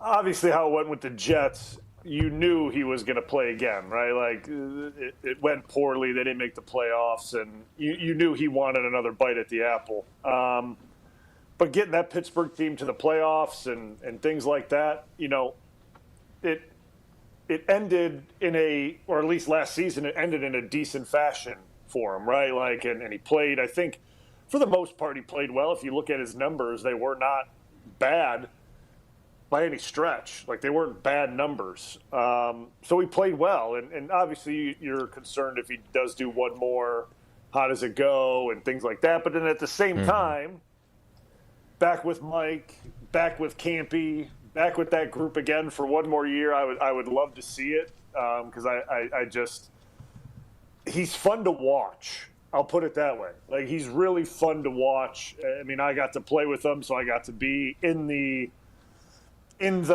moment with him and kind of experience that on field, and obviously it was amazing, and you're in awe of it when you go back and watch the film of the things he did. But now to sit back and watch him and know, like, you know his mannerisms, you know when he's grooving it and he's feeling it and he's locked in, and then you know when he's kind of pissed off, and like, you can see you can see the things on TV because you've been around him for so long and you understand how he operates, and he's such a high level operator that you wouldn't know it unless you got to spend time with him and be around him and kind of know what makes him tick, right? Like, and to me, that's why he's always fascinating to watch and listen to speak, because, like, he gives you little tidbits, but it's like, can you connect the dots? And if you don't know him well enough, you're not connecting the dots properly, right? Like, and to me, that's why I would like to see him back, because I enjoy watching him play and the things that he does, and maybe selfishly it helps me think back to playing, seeing him play, because I had so many good memories, and obviously he's 42 now, Mike said, and he can still do great things with the football, right? We can still see he could chuck it 80 yards down the field if he needs to and things like that. But my concern always is the offensive line and how they can protect him, and is he going to take too many shots? And that's always my concern, I guess, as an old offensive lineman that blocked for him, is like, are the guys in front of him good enough to do it? And that's always my concern, because it's not like I need to be concerned for the guy. He's 42 years old. He makes his own decisions. But he does. When it's your job, when it was your job for so long, like, you take pride in that. Then you look at another group that has to do it, and you're like, can they do it? And listen, Campy will do his best to get the group that he has to perform at the highest level. But you can only do so much in such little time to prepare. So I'm on the fence with it, but I would like to see him come back with Mike and Campy in that group. I think it'd be a fun story. It'd be fun to watch and see how they do. Yeah, and look, Inky called me out on the ESPN Madison YouTube comments. Come on, Wilde, we know your thing is a good story. Don't lie to us. Yeah, no, it's true. I want to see him play. Don't make no mistake about it. For the exact reason Brian just said, him and Campy and McCarthy together. Now, the problem that I would have is I don't know how good their offensive line is. The Jets' offensive line was horrendous. The Steelers' offensive line last year was not great. They were a mild improvement. But the dude had to play with a broken left wrist. Like, It is not your job to keep him safe anymore. It is someone else's job, but they need to do as good of a job as you and Bakhtiari and that crew did. I mean, the job that you guys did in 14 down the stretch when he was playing with a torn calf, let's not lose sight of the fact that that's one of the reasons why you should have been in the Super Bowl, is because you guys managed to successfully protect a quarterback who, he moved a little bit in that Dallas playoff game, and then he just threw caution to the wind in Seattle a little bit. But, he was borderline statuesque with that calf. And at this age now, if he has those types of injuries and he's not being protected, then it could get, to Tausch's point, pretty ugly. All right, I want to talk a little bit more about yesterday, and then I want to get to football because I don't want to squander the valuable time we have with Brian. And I want to start with the edge rushing situation. The Packers are bringing back Aaron Mosby. And I've had a few fans that are like, "Hey, no, they're fine. They got everything they need." And I'm just not in that group. So I want to talk about that coming up. But a little more about Bob Harland, and then we'll get to Packers football with Brian Bulaga as our cousin sub of the day. It's Wilde Tausch. Wilde and Tausch continues next on 94.5 ESPN, presented by Pella Windows and Doors of Wisconsin, and sponsored by American Family Insurance. The Brew Crew are back on March 26th. Churio sends it deep to left, and there she goes! Catch the Brewers on local TV as they open up the season against the Chicago White Sox. And Yelich launches one deep right center field. Forget about it. Oh my goodness, third deck. Brewers opening day is presented by Construction Business Group. Tune in March 26th at 1:10 on Fox 6 in Milwaukee, or check your local listings to watch the game. Good Karma Brands is proud to be an equal opportunity employer, providing equal employment, development, and advancement opportunities to all teammates and applicants. To learn more about careers with us, please send an email to talentacquisition@goodkarmabrands.com. That's talentacquisition@goodkarmabrands.com. Feeling lucky? Then roll into Potawatomi Casino Hotel Milwaukee this March for Lucky Rollers. Every Thursday, we're giving away over $70,000 in prizes. Play with your Potawatomi rewards card for entries, and you can roll out with $550 in reward play. Or get lucky and win your share of $16 grand in cash. Lucky Rollers, only at Potawatomi.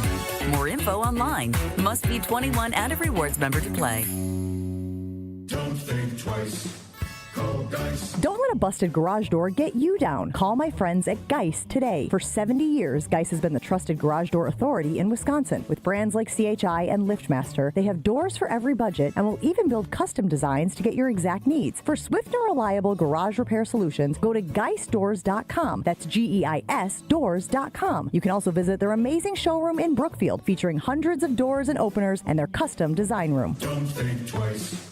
Call Geist.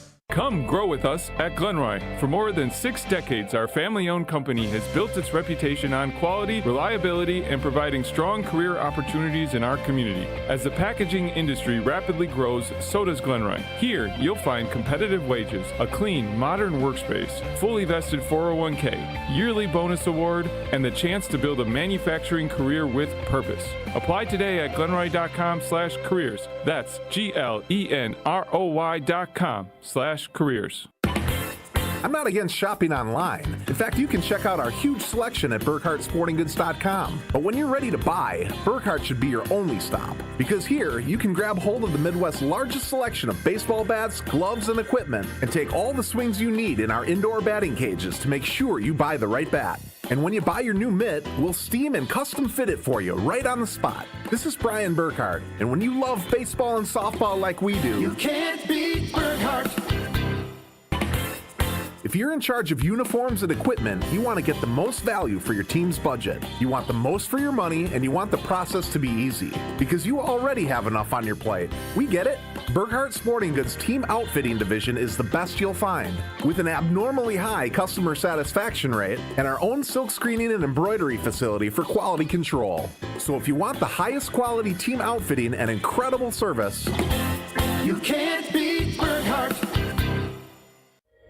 In 1987, the Bucks took on the world and changed basketball forever. At stake, basketball supremacy in the United States. Bucks versus the World, narrated by Charlie Behrens, is the new season of Behind the Bucks podcast, presented by Gallagher, your trusted insurance broker and HR and benefits consultant. It's the untold story of the 1987 McDonald's Open, when the Bucks became the first NBA team to face the Soviet Union. Listen now on Bucks.com/plus, the Bucks app, the ESPN Wisconsin app, and wherever you get podcasts. This is Wilde Tausch on 94.5 ESPN. Sponsored by American Family Insurance. Insure carefully, dream fearlessly. Get a quote and find an agent at amfam.com.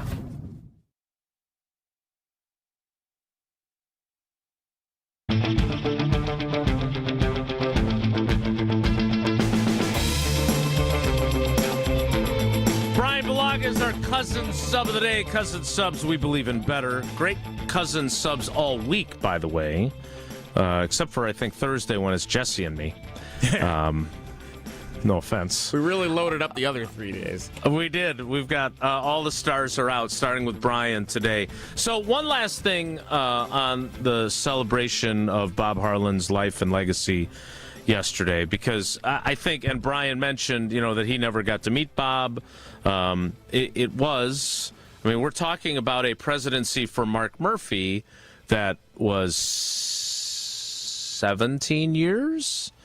And so it was a long time ago that Bob was running the ship.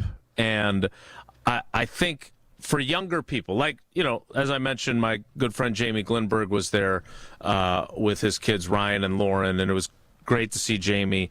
But Ryan and Lauren reminded me, A, how old I am, because I remember when they were tiny. But B, like, there's a generation that, while I know all these stories, younger people don't. And when you say something like, the Packers might not be in Green Bay without Bob Harland, that's a statement that, if you're young and you've seen all this success, not only do you know how crappy they were before Bob Harland became the president, but you don't necessarily understand how close they were to not surviving if they don't win that referendum to pay for the stadium that Brian played in. Brian was never there for the corrugated green metal old school stadium that they played in when I started covering the team. And so one of the stories that Ron Wolf told yesterday, and this is indicative of why Tausch and I are critical of Mark Murphy for changing the structure, for one, because I don't think a lot of people know this, I've written about it a number of times over the years. Ron Wolf came to Green Bay, I think it was in 1987, to interview for the GM job. With Judge Robert Perrins was the president before Bob Harland. Bob Harland was the second in command. And so Ron Wolf shared this story, and we'll get to a little clip of it in a second. But, he got stranded at O'Hare, didn't get into Green Bay until midnight, and Bob Harland was at the airport waiting for him, and they went to eat at Denny's, because that's high, and they do have ice cream, I think. That was high cuisine here in Green Bay, especially at that hour. And Ron Wolf had no interest whatsoever in the job because he wasn't going to have total control of the football system. He wasn't going to be in charge of the coach. He was going to have the team president and the executive committee looking over his shoulder, and he was like, no, forget this. And so Bob took him back to the airport the next day. But when Bob became the president in 1989 and needed a new GM in 1991, he knew that he was going to hire Ron Wolf, and he was going to give him full autonomy over the football program. And so Ron was there yesterday and shared this story. Again, this is courtesy of Rob Domofsky doing his expert video work from the event. Green Bay was better than a dead mule when I got here. And, I'm talking about, the record, 23 years of losing. They had two playoff teams, one of which was from a strike year, right? So you could throw that out. But anyway, Bob Harland, to take a chance on me and to give me this opportunity, again, as I said, it's a once-in-a-lifetime place, and it was a once-in-a-lifetime opportunity. I'll never forget.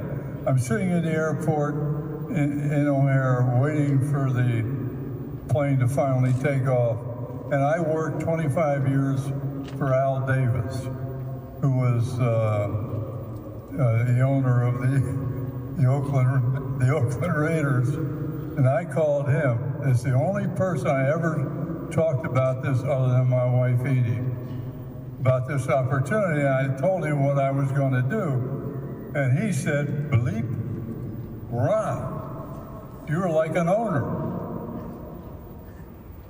with what your dad gave me the opportunity to perform."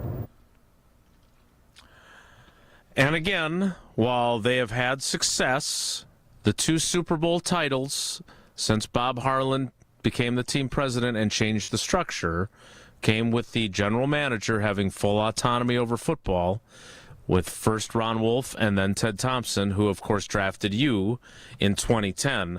And whether or not they'll win another Super Bowl with the way things are structured now, again, the old school people like Tom Silverstein and me and others, maybe we're just stuck in the past, man, and we're not open-minded enough to say that this can work. But as of now, they've got the same structure with 3 guys on the same line of demarcation under the team president, and whether or not Ed Policy will someday have a Super Bowl Lombardi trophy to hoist with Matt LaFleur and Brian Gutekunst and Russ Ball, we're still waiting. Brian, I'm curious, again, you played under Mike McCarthy and Ted Thompson. They seemed to work well together, even if there were plenty of times when Mike was frustrated about how young the team was and the inactivity and free agency. Do you ever think about the structure thing, or is that something that doesn't really, as a player, you don't think about it? Post-player, do you pay any attention to this and wonder if it's the right setup, or do you not really give that much thought? Yeah, when you're playing, it obviously all changed. What was it, in 2018? Correct. When Mike was fired, and I was still there for one more year. By the way, fun to see Mike McCarthy and Mark Murphy in the same place, and not anywhere near each other during their time in the same area. I'm sure. Very, very frustrating. Yeah, I don't think that bridge has been mended, if I had to take a guess. But I don't know.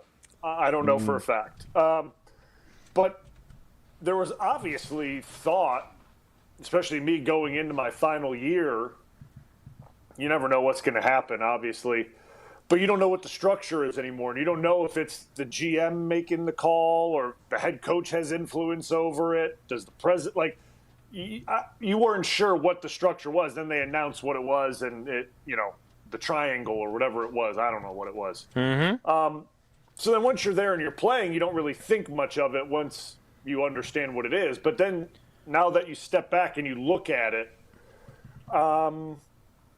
it's a little bit odd, in all honesty, right? Like it is a little bit odd just because of the way the Packers are set up as being, non-owner. So a non-owner, has the president, which was Mark Murphy, and now is policy and all that.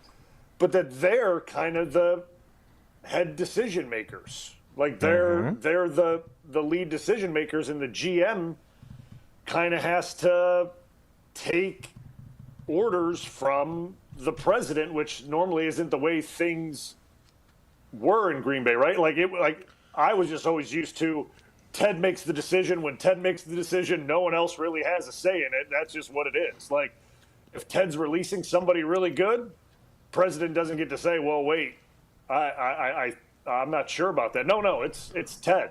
That's it. And maybe they don't. Maybe they don't, right? Maybe they don't really say anything. Very rarely do they step in. But I think the argument, from my perspective anyway, is that it opens the door for that type of stuff. And that was a problem back in the day. Yeah, correct. Because, like, the way, I guess, times have changed. I guess Jerry Jones is the only outlier that he plays owner, GM, evaluator, and everything. Maybe Davis does a little bit. Probably not now with Tom Brady there.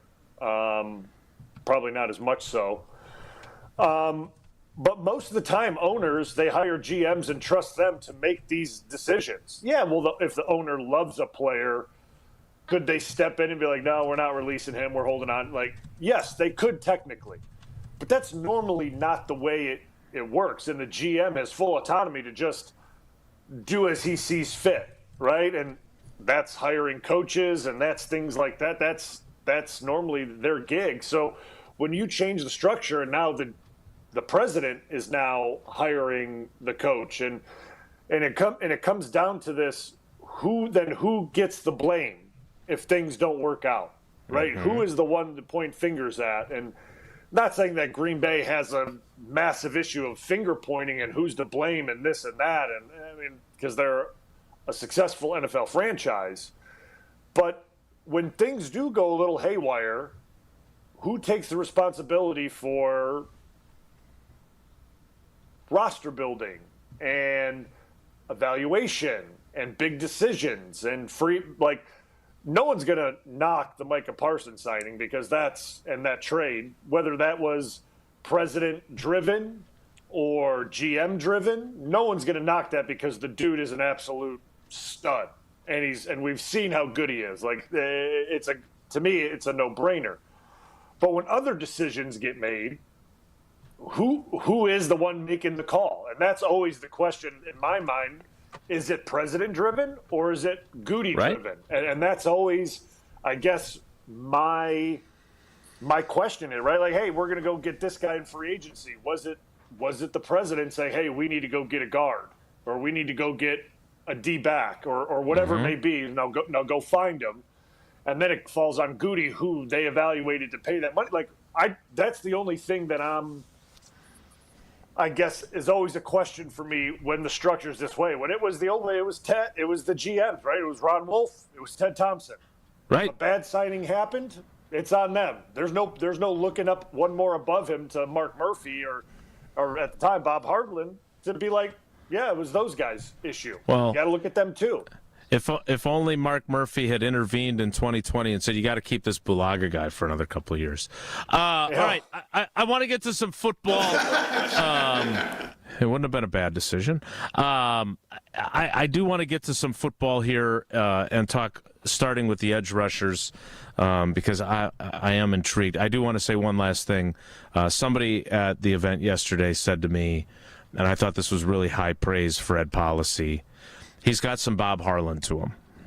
And if that ends up being the case, I think that's a good thing. Because, again, even though they won Super Bowl 45 with you being the youngest player ever to start a Super Bowl, that was on Mark Murphy's watch, they won it with the GM who then hired the head coach, and they were Bob Harland's picks.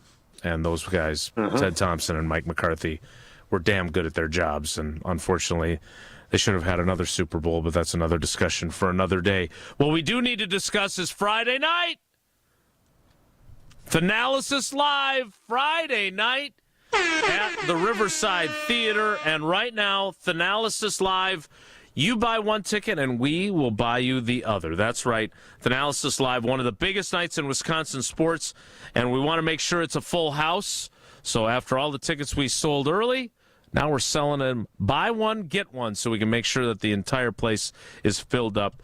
So you buy your ticket, and ESPN Wisconsin is going to buy the other. And look, maybe you're not a Ric Flair guy. I was unfamiliar with his catchphrases. Woo! That one I did know. But now, not only is Ric Flair going to be there with Thanasis Antetokounmpo, but Pat Murphy, who I assume Jesse will be conducting that part of the interview, and The Miz are going to be there the day after the opener. That is Friday night at the Riverside Theater. All you got to do is go to taliveshow.com. That is taliveshow.com. And when you're there, you got to enter this code to get the buy one, get one offer. Okay, it's ESPNWI BOGO. So ESPNWI BOGO at checkout. That will get you your free additional ticket to Friday night's Thanalysis Live. There we have it. At the Riverside Theater, taliveshow.com. More with Brian Bulaga, our cousin sub of the day. Next, it's Wilde Tausch. Wilde and Tausch is presented by Pella Windows and Doors of Wisconsin. Call Gina Della from Pella at 855-PELLA-WI or visit online at PellaWI.com/radio. Wisconsin weather doesn't wait, and neither should you. At Pella Windows and Doors of Wisconsin, we make upgrading your home simple. Right now, order today and get 0% interest until 2032. You heard me right. 0% interest all the way until 2032. Upgrade your windows and doors now and pay over time without paying interest. With our 10-year limited warranty, you can feel confident in your investment. Schedule your free in-home consultation today at PellaWI.com. Certain restrictions apply. 3/31/2026. Mark Tauscher here for Iron Jock. As a former athlete, I've worn just about every type of workout gear there is, and nothing compares to Iron Jock. Their performance apparel is built to fight sweat, odor, and bacteria, keeping you feeling fresh no matter how hard you push. From the gym to the pickleball court, Iron Jock keeps you dry, comfortable, and confident. Upgrade to Iron Jock. Available now at ironjock.com. Gruber Law Offices. One call, that's all. They treated me like family. They're actually people that you can depend on. They made me feel seen. They really treated me like I was a part of their family, a part of their team. They ask how you're doing, how you're feeling. They're just so welcoming and so sweet and kind. It's like family. Caring about another member of the family. If you've been injured, it costs you nothing to see if Gruber Law Offices can help. Why DIY your frozen pizza toppings when Screamin' Sicilian already went over the top for you? We're talking whole milk mozzarella, heaps of premium meats, a mountain of veggies. Screamin' Sicilian is frozen pizza stacked, no add-ons needed. Mamma mia! Screamin' Sicilian. So loaded with toppings, it's almost cheating. Find Screamin' Sicilian in your local grocer's freezer section and taste what all the screamin' is about. Looking for a dinner that actually impresses and cocktails that keep the conversation going? Head to the second floor of St. Kate the Arts Hotel and discover the Studio Kitchen and Cocktails. Bold, elevated dinners, thoughtfully crafted cocktails. It's the kind of place where every plate and every pour is made with intention. Come for dinner, stay for another round. The Studio Kitchen and Cocktails on the second floor at St. Kate the Arts Hotel. Hi, this is Mike from Infinity Exteriors. Most contractors cut corners and disappear when there's a problem. Not us. Since 1997, we've completed over 60,000 projects, earned thousands of 5-star reviews, and were named 2025 Roofing Magazine Contractor of the Year. We set the standard for exterior remodeling. Trusted by homeowners, proven every single day. We're excited to show you why choosing Infinity means peace of mind. Visit infinityexteriors.com to see why your neighbors trust Infinity. It's time for the Milwaukee Basketball Report on 94.5 ESPN. Brought to you by National Liquor Mart, located at 16th and National in Milwaukee. National Liquor Mart is packed with deals for all your beverage needs, where your satisfaction is their plan of action. Open 9 a.m. to 9 p.m. daily. The Bucks had a rough showing on Monday night as they lost to the Los Angeles Clippers 129-96. The Clippers were able to capitalize big time off the Bucks' mistakes with 26 points coming off of 23 Bucks turnovers. Here's what head coach Doc Rivers had to say on the loss. Yeah, defensively we had a rough night tonight. Offensively as rough, you know. It is what it is. Up next for the Bucks, they will continue their West Coast road trip against the Portland Trailblazers on Wednesday night. I'm Will Summers. This has been the Milwaukee Basketball Report on 94.5 ESPN, brought to you by National Liquor Mart. You're listening to Wilde Tausch on 94.5 ESPN, presented by Pella Windows and Doors of Wisconsin, and sponsored by American Family Insurance.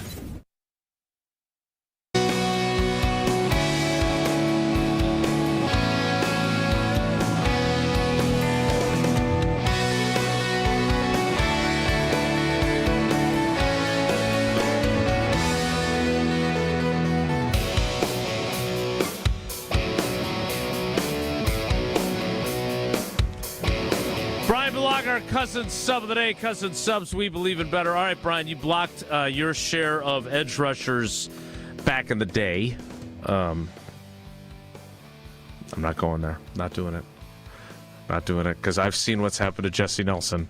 There will be no mention of any specific pass rushers on this program. I don't recommend it. So I want to ask you this question now, because I asked it to Tausch late last week, and then I want to talk about what the Packers have at the edge position, okay? When you're a tackle, how does it affect you if they are running a 3-4 versus a 4-3? Because, again, not that we've talked to Jonathan Gannon yet, which was an interesting topic, by the way, among some at yesterday's event at Lambeau Field. There were a few people that were surprised that we hadn't talked to the defensive coordinator yet. But hand in the dirt, standing up, wide stance, whatever it might be, help us understand from your perspective what it's like to face guys coming from a 3-4 scheme.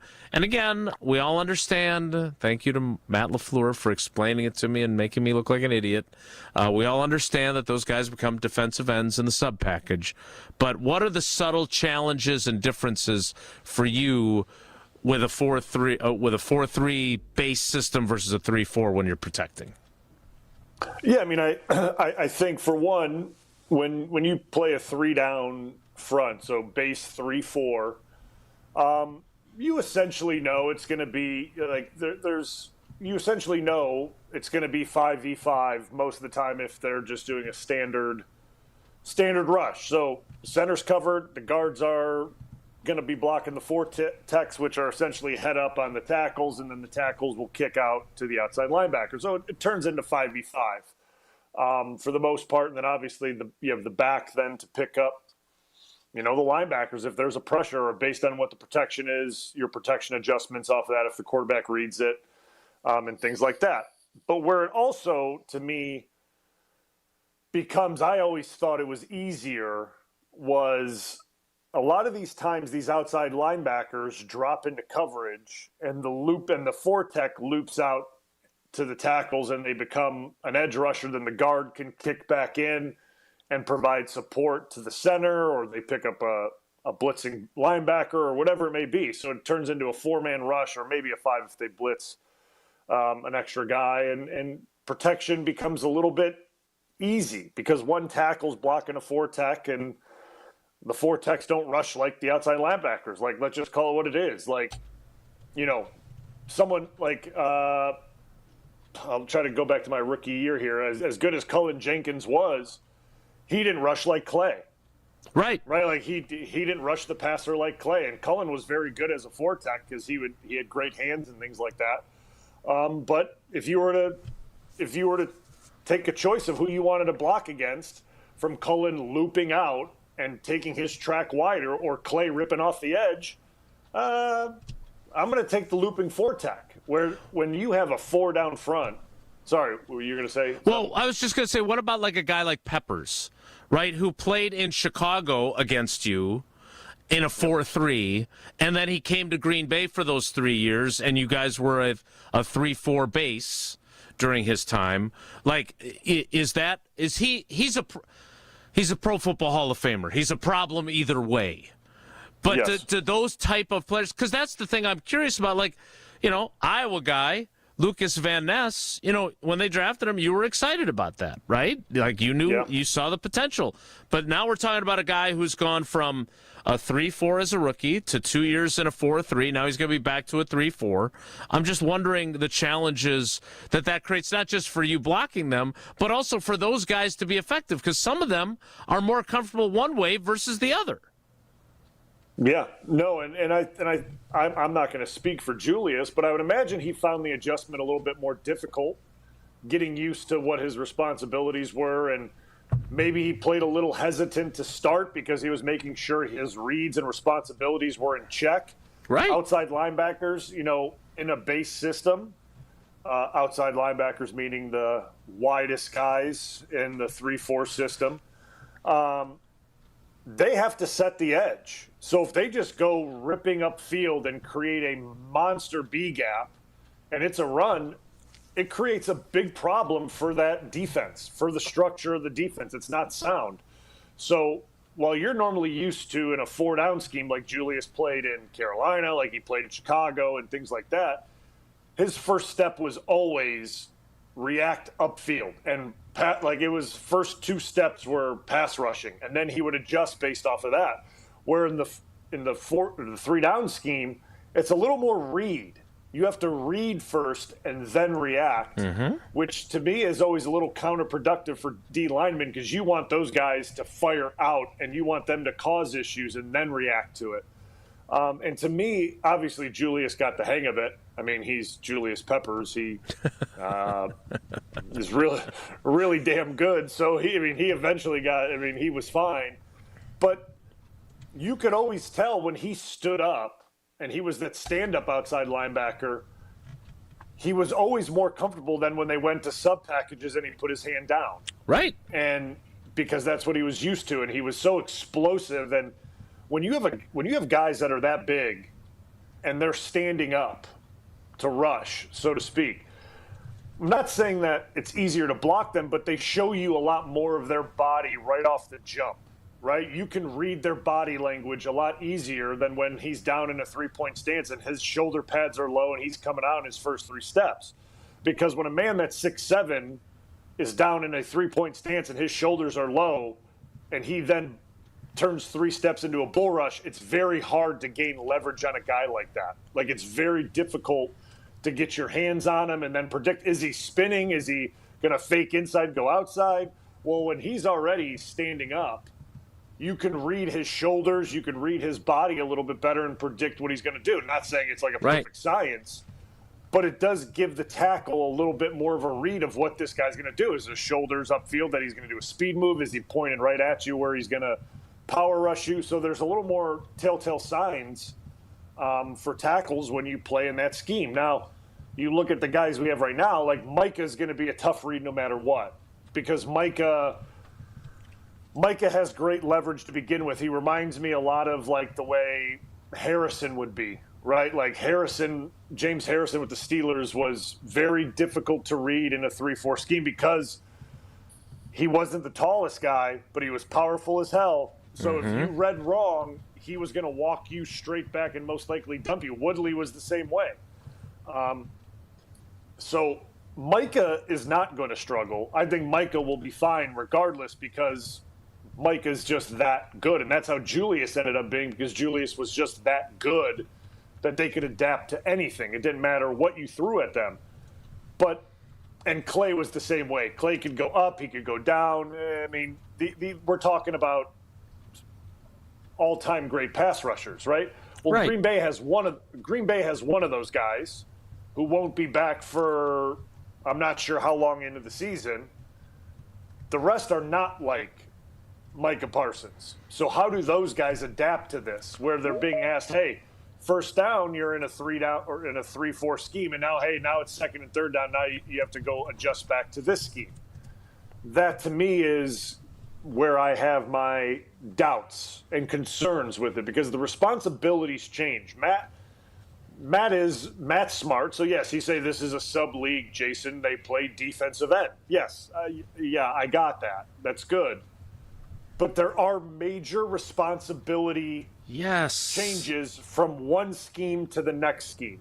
And to say there isn't, and to say guys aren't thinking about that when calls come in the huddle, it's just not true, because there is a major difference in what guys are being asked to do from one scheme to the next. And if you go into it, hey, this is, because I said it on Homer, with Homer too, you install your base package first in OTAs and training camp. And if that's 3 down, they're focusing on that for the first 2 or 3 days of training camp. Like, it's an important thing. You have to be good at base defense and must-have-it situations, 3rd and 3, 4th and 2. You're going to be in base personnel. I guarantee it, because it covers you on run, or if you think you want to rush 5 and get after and rush with 5.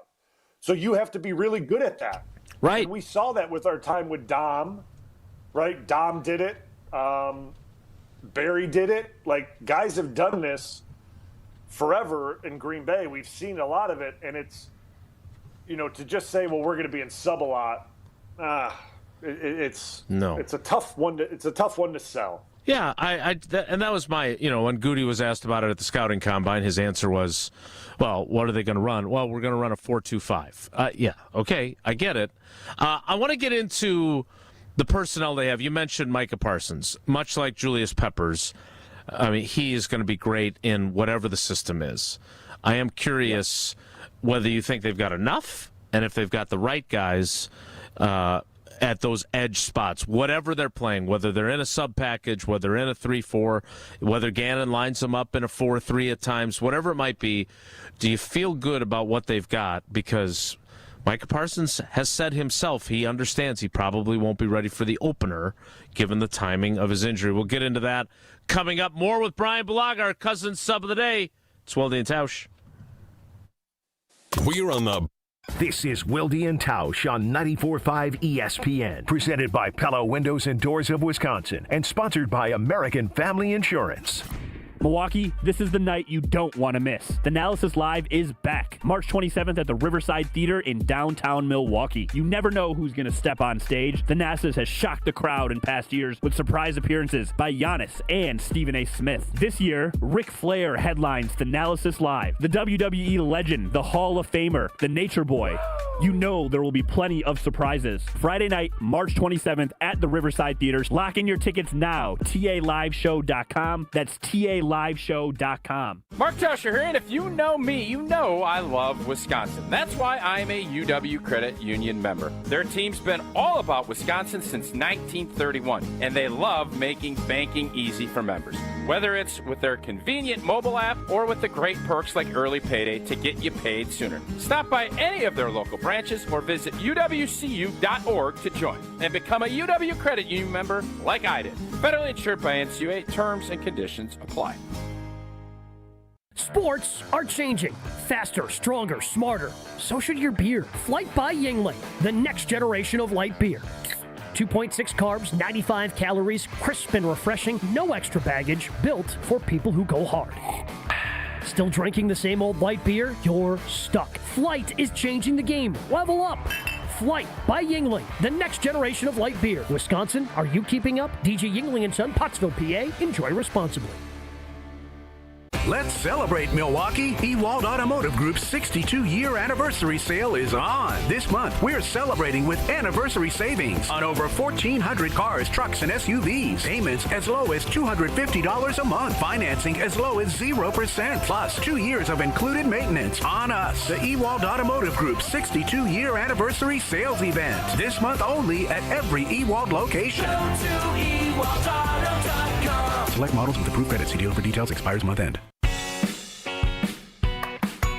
Calling all seafood lovers, the lobster salad sub is officially back at Cousin Subs. Fresh lobster mixed with our creamy signature mayo, topped with tomato and onion, served over crisp lettuce, and finished with a sprinkle of Old Bay. All on our fresh-baked Italian bread. It's a crave-worthy classic you can enjoy in store, online, or on the app, but only through April 5th. So catch it while you can. Cousin Subs. We believe in better. Spring is here, and living with your old, drafty, foggy, dirty, hard-to-open, bad windows is no longer an option. You deserve better windows and doors. At Siding Unlimited, we install top-of-the-line wood, vinyl, and fiberglass windows with options to fit your style, color, and design choices. Built for energy efficiency, installed by our professional craftsmen at Siding Unlimited. Siding Unlimited. Experience, integrity, craftsmanship. Visit sidingunlimited.com today. From the biggest plays on the court to the comments made in the locker room after. An in-depth recap of every Bucks game. In 6 minutes. No more? No less. Bucks in 6 on the Bucks Plus audio network. If you missed any of the game or just want to relive the biggest moments, Bucks in 6 provides game recaps every morning after. Hear the high-flying dunks from Giannis or the deep threes from Miles Turner. And catch the comments post-game about what happened on the court. Bucks in 6 on the Bucks Plus audio network. Find it now on bucks.com/plus or on Spotify, Apple, or wherever you get your podcasts. Hi, I'm Greg Fritsch, president of the Center for Veterans Issues, inviting you to get involved in supporting the CVI mission. The Center for Veterans Issues is proud to serve veterans across Wisconsin. Each year, we help more than 1,200 veterans stay housed, find meaningful employment, and connect with the support they've earned. From housing assistance and job training to case management and suicide prevention outreach, our team is here to help veterans build stable, independent lives. If you're a veteran in need of support, visit cvivet.org. Donations can also be accepted at cvivet.org/donate. You're listening to Wilde and Tausch on 94.5 ESPN. Presented by Pella Windows and Doors of Wisconsin. Call Gina Della from Pella at 855-PELLA-WI or visit online at PellaWI.com/radio.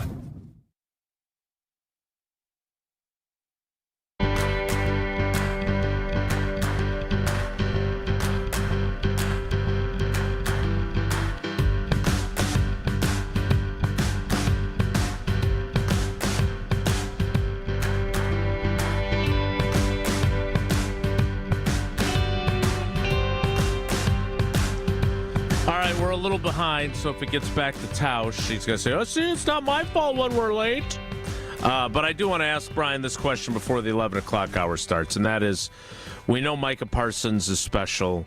We know fellow Iowa alum Lucas Van Ness is going to almost certainly be going into a contract year because he's probably not going to get the fifth-year option.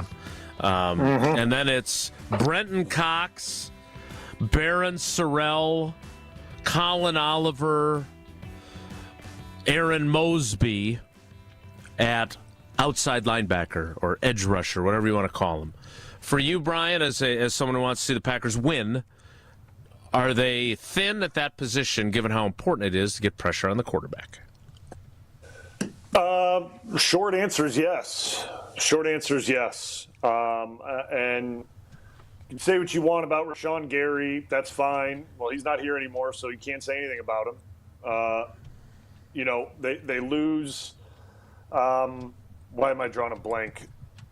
To the Jets. Kingsley Enagbare. Enagbare. He was also very productive. He goes to the Jets. So now you're left with guys that I'm not trying to be mean. I'm not trying to be mean at all, but just don't have the track record of being able to rely on week in and week out, especially when Micah's not back. So now you're relying on guys that really haven't shown that they can do it consistently when they're put in the starting lineup to do it, right? When they're taking majority of the snaps to get a job done that obviously once Micah left again, it was an issue again, right? When Micah left the lineup, it was a problem. So, yeah, a long answer short is, yeah, I'm concerned about the depth and about the guys that are there.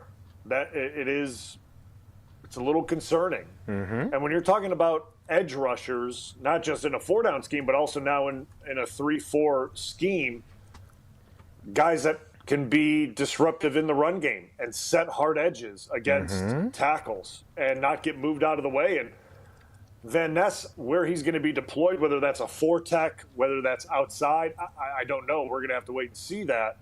But if you're just talking about the outside backers in general, you need guys that can set edges and set them well. And again, because it's not just about pass rushing. which I'm probably guilty of focusing on that too much, frankly. Yeah, I mean, you're going to play the Bears, right? And most likely you're going to play base defense against them a lot. And can your edge guys set the edge and bottle everything back into the guys in the middle? And then we move on to the next one, and I get they signed, it was Hargrave, right? Or Hargrave, I believe. Javon Hargrave, yep. Yeah, which he's a great centerpiece to that, but there's still depth that I think needs to be added inside as well. Like, so you're talking about your entire defensive front that I think needs addressed in the draft, and the picks aren't as bountiful as they normally are this year.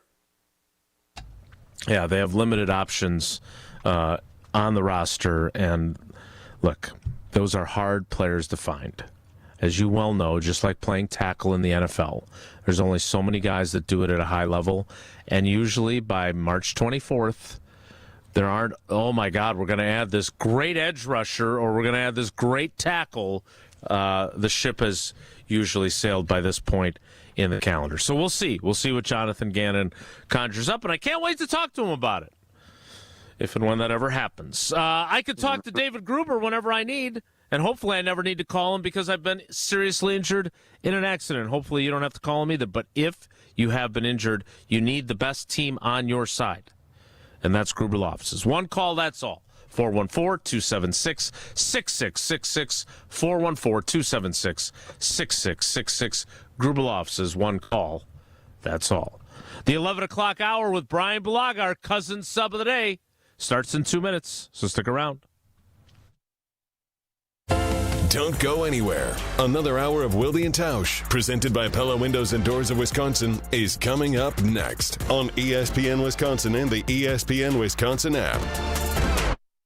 At Associated Bank, we know it's not always fun thinking about saving. You know what is fun? Not thinking about it. That's why we call it automated savings. You save automatically. How much you want, how often you want, for whatever you want. And if you don't know how much to save, well, that's why we're here. We'll suggest an amount so you hit your target without ever thinking about it. See, saving can be fun, especially when it's automatic. At Associated Bank, we get you. That's why we've got you. Learn more at associatedbank.com/YouGotThis. Member FDIC. $2.3 million. A recent Schwab survey of Americans says that it takes $2.3 million to be wealthy. Well, you may have had your financial plan set on a bigger or a more humble number. But if you're looking for added insights on how to get there or how to avoid some tax pitfalls on the way, Annex Wealth Management is ready to listen. Mark Tauscher here, and whether your situation is complex or simple, the Annex Wealth Management team can give you wealth expertise and guidance on reaching your goals. Annex Wealth Management. Know the difference. Raise your hand if you're excited about feeling older faster than you should. Yeah, I didn't think so. If you're feeling pain that makes you feel older than you are, there's good news. QC Kinetics patients here in Milwaukee are getting relief, feeling younger, jumping back into life at full speed, and it didn't happen in an operating room. Dr. Caravelli and the team at QC Kinetics and their medical professionals use the latest in regenerative treatments, backed by real science. Treatments that take the tiny, powerful healing tools inside your body and concentrate them right where you need relief. Nothing makes it more real than hearing the real stories behind QC Kinetics. Mike is training for a marathon instead of giving up running. Kathy walked around Disney with her grandkids. Alan is back to work, now climbing ladders like no big deal. All real QC Kinetics patients. The sooner you start treatment, the sooner inflammation eases, and the sooner the joint damage slows down. Find out if you're a candidate for QC Kinetics and their regenerative treatments. Your visit and consultation is absolutely free. Give them a call now at 414-240-2298. 414-240-2298. That's 414-240-2298. Hey, this is Homer. You're listening to the home of Marquette basketball. 94.5 ESPN is WKTI and WKTI HD Milwaukee. A locally owned Good Karma brand station.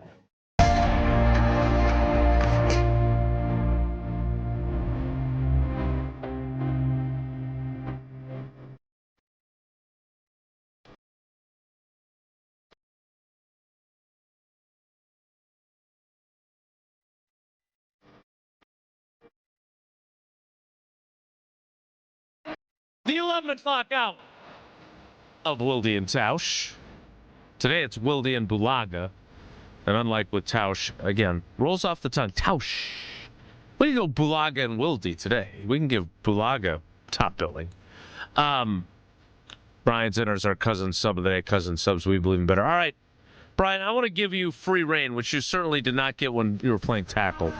But, some of those wide receivers and the quarterback got all kinds of free reign to do whatever they wanted. We spent time on the edge rusher situation, which to me is problematic, even though you have one of the best in the business on your team, because we don't know when he's going to be back. But I want to ask you this two-pronged question. Right now, as we sit here today on Tuesday, March 24th, 2026, what aspect of the Green Bay Packers do you feel best about? And what aspect of the Packers concerns you the most? There's still the draft. There's still that kind of second wave of inexpensive free agency. But as you sit there today in your humble abode without the ATF agents and FBI agents coming through the neighborhood, what do you feel best about and what concerns you the most? So, I feel best about the quarterback position. I feel good about Jordan Love, and I feel good about our wide receivers. Those are the two spots that I feel really strong about. And obviously, I'd throw the tight ends in there, but I don't know when Tucker Kraft will be back either. Mm-hmm. So that's also hard for me to feel good about that. I feel good about Tucker Kraft, obviously, just as I feel good about Micah Parsons. Like, those are stud football players. So yes, I feel good about them. But until they get back, there's questions. But where I'm most concerned about is corner. I'm most concerned about offensive line depth and competition in that group. And then obviously what we just spent time talking about, that entire defensive line across the entire board and building depth in that room or rooms, now that it's 3-4 and it's two separate rooms, in those rooms as well. So, there's three major positions on this team that I'm concerned about. And, they're big rooms. It's not I'm concerned about one middle linebacker. It's that's not really a concern. That's just who's going to step up and play well. Those three spots that I mentioned, there are major depth concerns there. And if someone goes down, well, in the corner position, I still think you need another number one or two to go out there to be your starter, to be honest with you. Right. And that's a big issue. That's a monster issue. And then the other two spots, you're looking at it, or at least I do, if you lose one guy for a week, 2 weeks, 3 weeks, who is taking that up and keeping the production not the exact same, but close to where it is? And that's my concern, because we saw it last year when I'm drawing blanks on names. I'm talking so many names right now. Got hurt in Detroit. Broke his ankle or fib or tib fib. Devontae Wyatt. When Wyatt got hurt in Detroit, the run game suffered majorly. Mm-hmm. Playing against the run suffered when he went out. And you're never able – no one was able to replicate his production or even come close to it. So – I look at it the same way.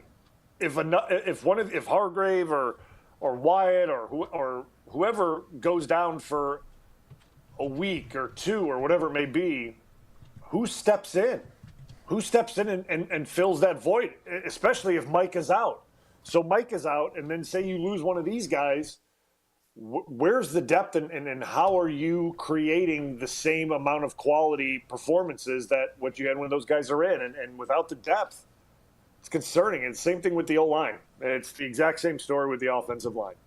You lose your center. Say Sean Ryan rolls an ankle. Who's playing center? Mm-hmm. Who's doing it? And that's where I'm concerned the most. And look, in fairness to Goody, nobody has all pros waiting in the wings to fill in if somebody goes down, right? It's hard to create depth for everybody. And look, maybe the Packers are much luckier this season with injuries than they were last year, right? They lost they finished with, 17 guys on IR, and not every injury is created equal. But you're talking about Micah Parsons and Tucker Kraft, who, again, this is not throwing shade at Jordan Love, but I think they could have survived with Malik Willis at quarterback better than they could survive with what they had at tight end and what they had at edge rusher without those two guys. You're talking about Zach Tom. We kind of lose sight of that injury, right? And he basically played hurt the whole year. So their offensive line, which I would argue wasn't good enough to begin with, when you have your best offensive lineman hobbled or not in the lineup at all, that's a problem, right? And then they were thin at defensive tackle from the jump. They traded Kenny. And we all love Kenny, right? He's one of your favorite teammates. He's a friend of the show. We like everything he's about. Even if he was getting toward the end, which I think he's going to play another season in Dallas, obviously. But even if you thought, he wasn't the player he used to be, they could have used him. And I understand they wanted to get that contract off the books, and they got Micah Parsons, which is a great trade. Don't get me wrong. But they trade him. You got two young guys from Georgia that are both rookies. Now they've traded Colby Wooden, who apparently doesn't fit what they wanted to do. You're talking about Devontae Wyatt getting hurt. Carl Brooks has had some flash moments, but certainly he's not an impact player at this point in his career. And then those two rookie guys, they're inconsistent because that's what rookie defensive tackles are. And so you got that position. We've talked ad nauseum about where they're at depth-wise on the offensive line. We think we know their starting five, but are you telling me you feel good about what their options are after that? You're not even so sure about the starting five in terms of how good they are together. And then, it's the one we've talked about the least, but to me, you nailed it. Like, I don't even know if they have, for certain, two starting corners. Like, I am partial to Carrington Valentine. I would like for him to use better form tackling if I'm a Packers fan, but I still think he's a good player. As a 7th-round pick, he's not reached the level of a Mark Tauscher 7th-round pick, but he's played good football for them. I know people get frustrated with Keyshawn Nixon, who runs his mouth like Jesse about Iowa, but he is a good player. Is he a number one corner? I think that's a fair debate to have. I don't think he's if you would love for him to be your number two corner. I think you're perfectly fine with him being your number two corner. But Benjamin St. Juste, who the hell knows what he is, right? Like, I understand he had a good Pro Football Focus grade. He also played 35% of the defensive snaps for the Chargers. So if he was really that good, he would have played more than that. So, again, they have Kamal Haddon, but he's coming off of a major injury. But nobody loves Bo Melton more than Bo's family, Wes Hodkiewicz, and me. But I still, beyond for the story, I don't want to see Bo Melton playing corner if I'm a Packers fan. Like, do I want to see him play both positions in the same game? Yes, for the story. But in fairness to Bo, he is not a lifelong corner like his brother. So the idea of him having to potentially play a corner in a playoff game was not unlike you being in Atlanta in 2016 and Gooch playing guard and poor Ladarius Gunter trying to cover Julio Jones. So the corner thing, without a first-round pick, we probably haven't talked about enough of how big of a concern that is, Brian. No, I don't think so. And listen, corner is, you could arguably say it's the second hardest position on the field next to quarterback, right? You'd say quarterback's the hardest to play. Corner, depending on the scheme, is probably the next hardest. Mm-hmm. And I like Nixon too. I like his. I do. I mean, yeah, there's some things that come with it, with some personal foul penalties and things like that come with it. Mm-hmm. We'll just say a few lapses in judgment. That's what I'll call it. A few lapses in judgment. Well said. Yes. I like him as a player. I think he brings a little little extra edge, which I like.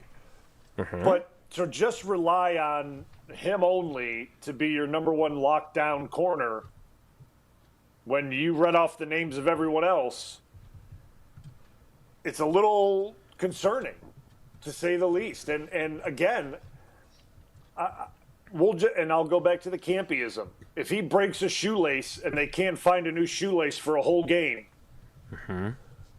where do you go? Who do you turn to? What does that scheme and system look like? What do the coverages look like?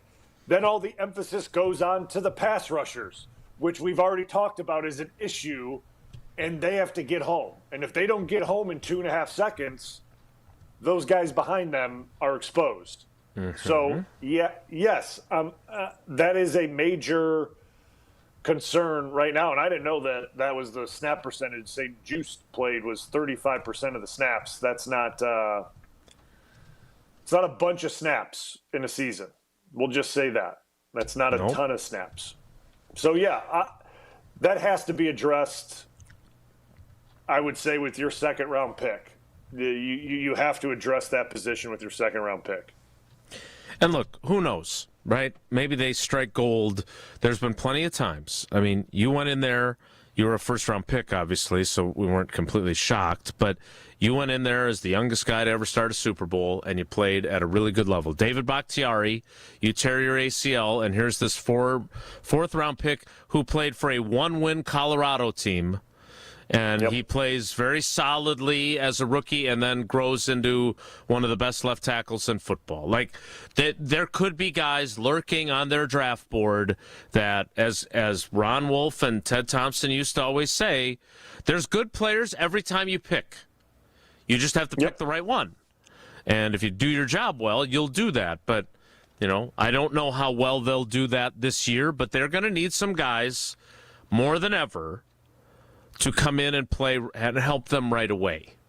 And from last year's draft class, I think you look at it and you're like, well, how many of those guys had the instant impact? Remember, they only had 8 picks, right? So their draft class, Matthew Golden, Anthony Belton, Savion Williams, Barron Sorrell, Colin Oliver, Warren Johnson, Micah Robinson, who's not with the team, and John Williams, who was on PUP all year. Like, we all think Golden can be way more productive with more opportunities. Belton became a starter late in the year, but he still has growth to show. Sorrell and Oliver, Sorrell flashed for sure. They're excited about Oliver. He did not like the baby Micah moniker, which was awesome, by the way. Have a ton of respect for a guy who pushes back on that immediately. Brinson was okay as a defensive tackle, but he better jump in a big way for them because they don't have many other options.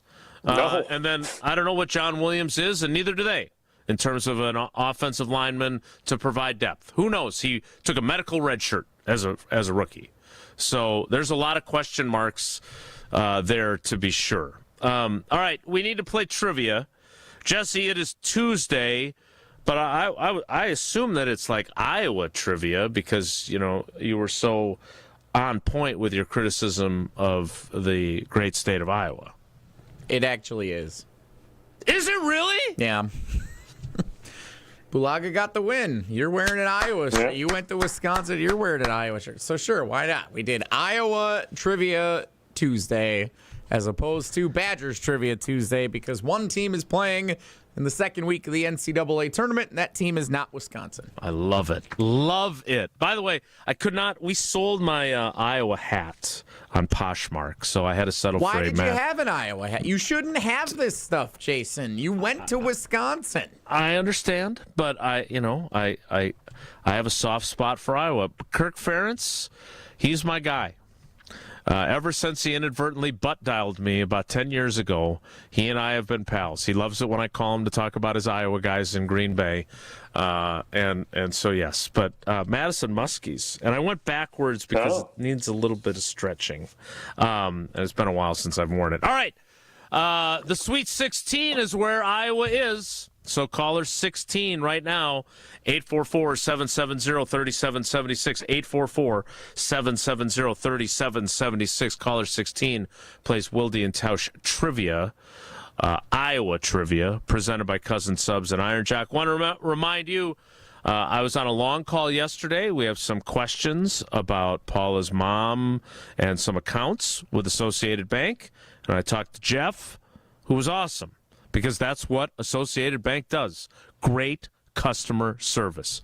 It's been that way for the entirety of how long they've been around, and they've been around longer than the Green Bay Packers. They were there when the Packers began. So when I say that it's not branches that make a bank local, it's roots, well, those roots are deep, and their customer service is second to none.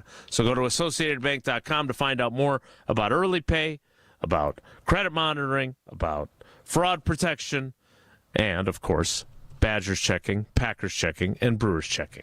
AssociatedBank.com. Trivia's next. It's Wilde and Tausch. This is Wilde and Tausch on 94.5 ESPN, presented by Pella Windows and Doors of Wisconsin, and sponsored by American Family Insurance. All the biggest voices, all in one place. The Yuengling Legends Line. Exclusive insight from Hall of Famers, All-Stars, and Game Changers, all on the Yuengling Legends Line. Frank Kaminsky joining us here on Kyle Bruston-Nortman across ESPN Wisconsin. Who was your favorite teammate of all time? The Yuengling Legends Line. See, it's a baiting question because you want me to say you. You were annoying to play with. Yuengling, now officially in Wisconsin. DG Yuengling & Son, Pottsville, PA. Enjoy responsibly.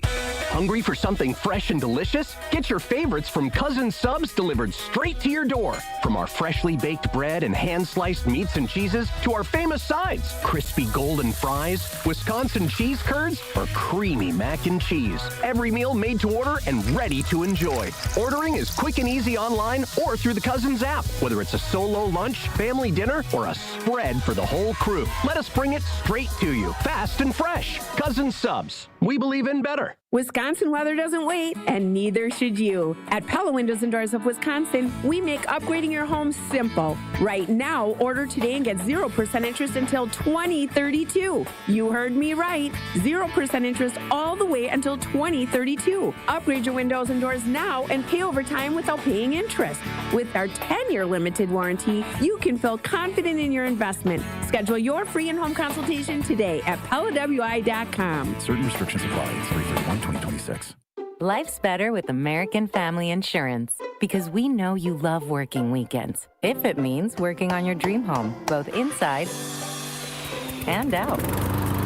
And we're here to help protect those dreams so you can enjoy peace of mind. Save up to 40% when you bundle home and auto. American Family Insurance. Get a quote and find an agent at amfam.com. Products, pricing, and availability vary based on where you purchase insurance and by state. Some exclusions apply. American Family Mutual Insurance Company, SI, and its operating companies, 6000 American Parkway, Madison, Wisconsin.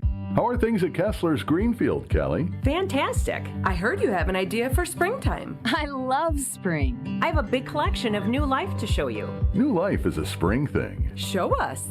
I call it crosses and clovers. These are amazing. Well done, Kelly. These are stunningly unique. Kelly, the surface of this 4-leaf clover is fantastic. What's it made of? Sarah, the surface of that lucky 4-leaf clover is made of crushed black diamonds. Wow. I'm buying this one. How much? $185. In yellow gold vermeil, it's just $270. This cross, $90. And these initials pendants?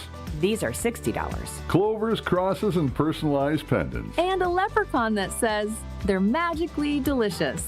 Sarah, that's a breakfast cereal. Kelly, you've done well. Extremely well. Extremely very well. Happy springtime, everyone. To find the Kesslers nearest you, visit KesslersDiamonds.com. Screaming Sicilian, more is amore. Screaming Sicilian, more is amore. Amore, maroni, amore, mozzarella, amore. Screaming Sicilian, Screaming Sicilian frozen pizza. More toppings, more flavor. More is amore. Let's talk about home turf. Your lawn is a reflection of your pride, hard work, and even competitive spirit. If you want a yard that makes the neighbors stop and stare, you need the right plan. That's where Weedman Lawn Care comes in. Weedman's lawn care program is kid and pet friendly, uses golf course quality fertilizer, and has an effective weed treatment to dominate any issue. Get a free quote of Weedman's winning formula for your yard at weedman.com and get 50% off your first treatment. That's weedman.com. Weedman for the win. You're listening to Wilde and Tausch on 94.5 ESPN. Presented by Pella Windows and Doors of Wisconsin. Call Gina Della from Pella at 855-PELLA-WI or visit online at PellaWI.com/radio.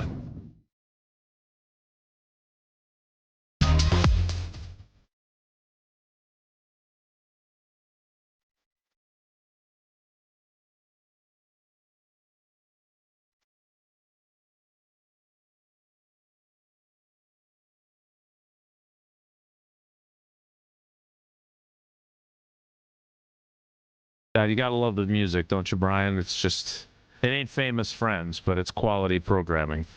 Time now for Wilde and Tausch Trivia presented by Cousin Subs and Iron Jock. Wilde and Tausch Trivia is brought to you by Iron Jock, performance apparel that actually performs. No stink, just performance, and proudly Wisconsin built. Shop now at ironjock.com. And by Cousin Subs. It's lobster season at Cousin Subs. Their lobster salad sub is fresh, flavorful, and only here for a limited time. Try it today. It is Cousin Subs and Iron Jock Trivia. Let's welcome in our contestant. It is Travis in Blue Mounds. Travis, good morning, buddy. How are you? Good morning. I'm doing good. You? I'm good. What do you know about Iowa? Not much. All right, well, we're going to find out how much you know based on these three questions. Question number one in Iowa trivia is this. As a perceived means to gain a competitive advantage against opponents, what color did Iowa head football coach Hayden Fry have the visiting locker room at Kinnick Stadium painted in 1979? Was it pink, black, or camouflage? Pink, I guess. Pink indeed. Indeed. Yep. You ever go in there when you were there? Oh, yeah.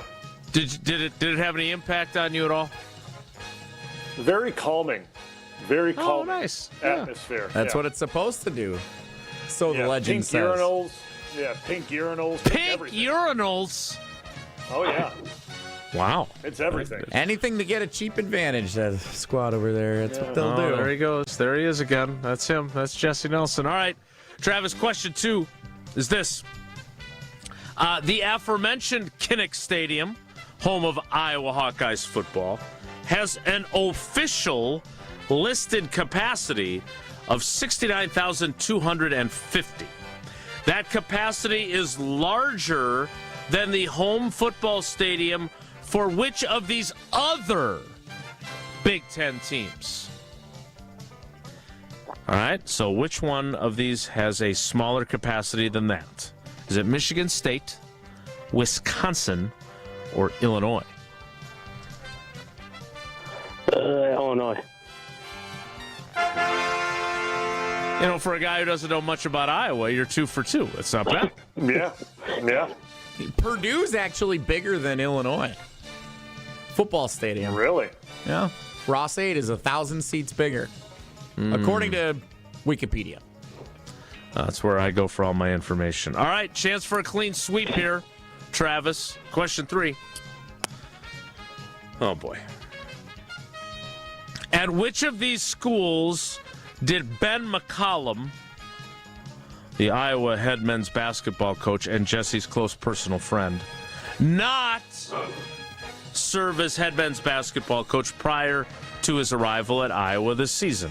So of these 3 schools, one of them is not where Ben McCollum had coached.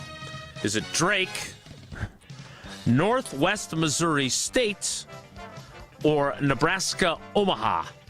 Omaha! Omaha.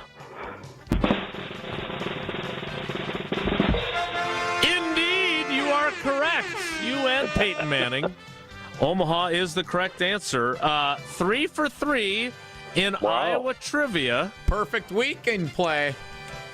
Yeah, can't wait to see. I assume Missouri trivia tomorrow for John Anderson. Yeah, Brewers trivia Thursday. Even though you haven't offended John Anderson the way you have Brian.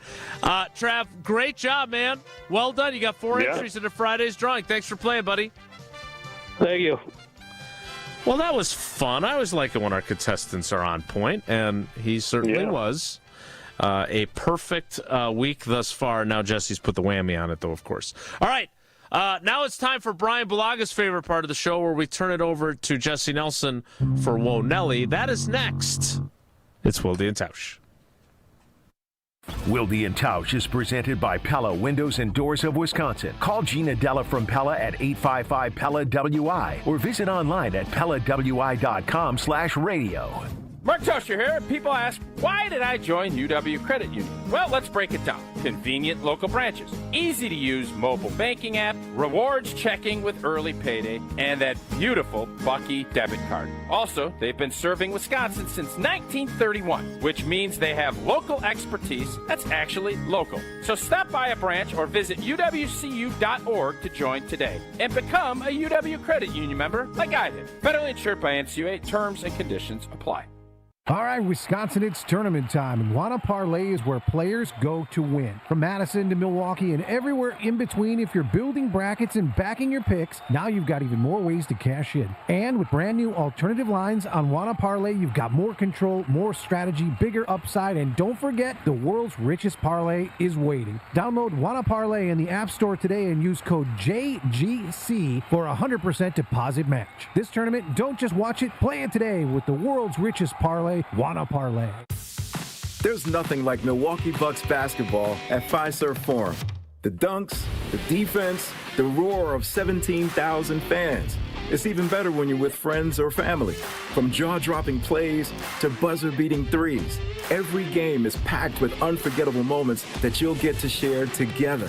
So gather your crew and get your single game tickets today at bucks.com/single. That's bucks.com/single. It's time for the Milwaukee Basketball Report on 94.5 ESPN. Brought to you by National Liquor Mart, located at 16th and National in Milwaukee. National Liquor Mart is packed with deals for all your beverage needs, where your satisfaction is their plan of action. Open 9 a.m. to 9 p.m. daily. The Bucks had a rough showing on Monday night as they lost to the Los Angeles Clippers 129-96. The Clippers were able to capitalize big time off the Bucks' mistakes, with 26 points coming off of 23 Bucks turnovers. Here's what head coach Doc Rivers had to say on the loss. Yeah, defensively we had a rough night tonight. Offensively, as rough. You know, it is what it is. Up next for the Bucks, they will continue their West Coast road trip against the Portland Trail Blazers on Wednesday night. I'm Will Summers. This has been the Milwaukee Basketball Report on 94.5 ESPN. Brought to you by National Liquor Mart. Come grow with us at Glenroy. For more than 6 decades, our family-owned company has built its reputation on quality, reliability, and providing strong career opportunities in our community. As the packaging industry rapidly grows, so does Glenroy. Here, you'll find competitive wages, a clean, modern workspace, fully vested 401k, yearly bonus award, and the chance to build a manufacturing career with purpose. Apply today at glenroy.com/careers. That's GLENROY.com/careers.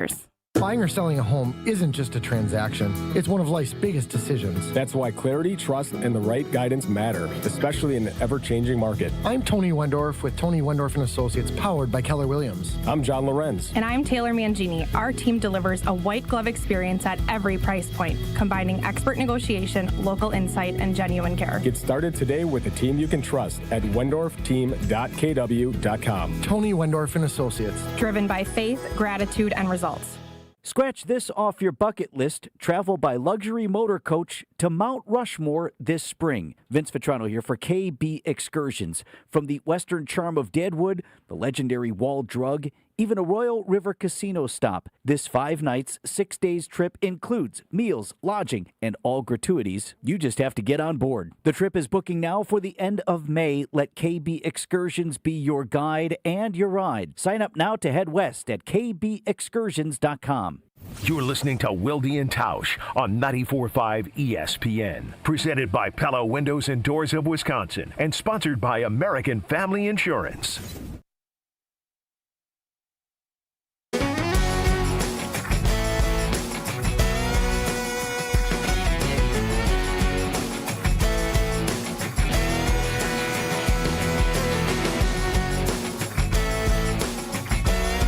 Without further ado, time for Whoa Nelly.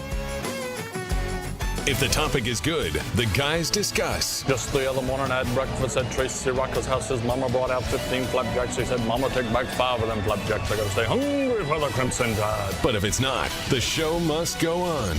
It's time for Whoa Nelly on Wilde and Tausch. Football question before we get to the main event that I really want to ask you about here. I was excited to bring this up with Tausch yesterday. Instead, I get Bulaga today, and that's fine. But we'll do that in a second. Well, he really sold that. Yeah. Little appetizer here. Joshua Dobbs has been a career backup quarterback in the National Football League. He was released by the New England Patriots, who named... And they can only have one Dobbs on the team at a time. That's fair. That is fair. They named Tommy DeVito their backup quarterback, or at least that's what the roster is as of now. Yeah, Tommy. Yeah. So, now he's in Boston. So, Joshua Dobbs is available. The Packers are a team that some think could be in the market for a backup quarterback. And we no longer have a Dobbs on the team, so there is room for one more. Did I steal your joke? A little bit. But not really. Should the Packers consider Joshua Dobbs as a backup quarterback for 2026? I don't think so. I mean, I'm not sure what he would add at this point. I mean, I don't know much about him, but like, how many quarterbacks do you want in that room to compete for the job? I mean, I mean, they've had like 4 the last couple of years. Yeah, look, they there's a reason why they picked up the guys that they did, right? Like, yeah. Look, first of all, let's be clear on this. The odds of them striking gold again, the way they did with Malik Willis, are not in their favor, right? Can we just, if we're being honest, the odds of that being the case are against them, because that doesn't happen very often, right? Guys don't come into their own after basically flopping at their previous spot. In my opinion, not Malik's fault, because there's plenty of quarterbacks that have been in Tennessee that have had the same thing happen to them. Maybe they want to pick up Will Levis. Maybe he'd be another option for a reclamation project. But they already have the guy. And I'm not saying they won't sign anybody else. I don't know that. And Lord knows we haven't talked to anybody to discuss that sort of thing. But Desmond Ridder is the new reclamation project. Like, he started a bunch of games in Atlanta. Like, the idea is for him to be the new Malik Willis. Now, that doesn't mean that the job is his by any means. But they also signed Kyle McCord, who was a 5th-round pick, I think, by Philly. Like, maybe he's the guy. I don't know. But one thing I can assure you is that I have a hard time imagining them giving up a draft pick when they don't have enough draft picks as it is to go and try and get another option for their backup quarterback job. And I know Dobbs was released, to Jesse's point, so he's on the street now and available. But, like, you know, all that buzz about Anthony Richardson. If they want a draft pick this year, you don't have it. Like, Corey Linsley was a 5th-round pick, right? Like, you can't afford to be giving up a day 3 pick at this point. You don't have enough picks to begin with. So, again, I don't expect them. I expect them to go with these guys, and then if for some reason they get to the end of camp and they don't like what they've got, Then maybe they start exploring some other options. Yep. That's where I'm at. Whoa, Nelly! Not used to all this agreement. Yeah, it's different. All right, so we're out Friday night. We're at the sports book all day. Big winners. Want to stop at a little establishment on the way home to have a beverage and celebrate. So we walk into a bar. There's maybe half the bar is taken. And we got a group of 12 guys. So we're kind of hanging out. One corner of the bar is ours. And then the rest of the bar area, about half of it's taken up. And then there's maybe 3 or 4 tables in the rest of the restaurant area that people are sitting at. 10 o'clock on a Friday night. A couple of the games are still on, whatever. A guy, and we believe we learned his fiance, walk in after we've been there for a bit. And they come and they sit down right next to our group, which my friend Dave is at the end of our group. They sit down, and then the guy immediately goes back to go to the bathroom.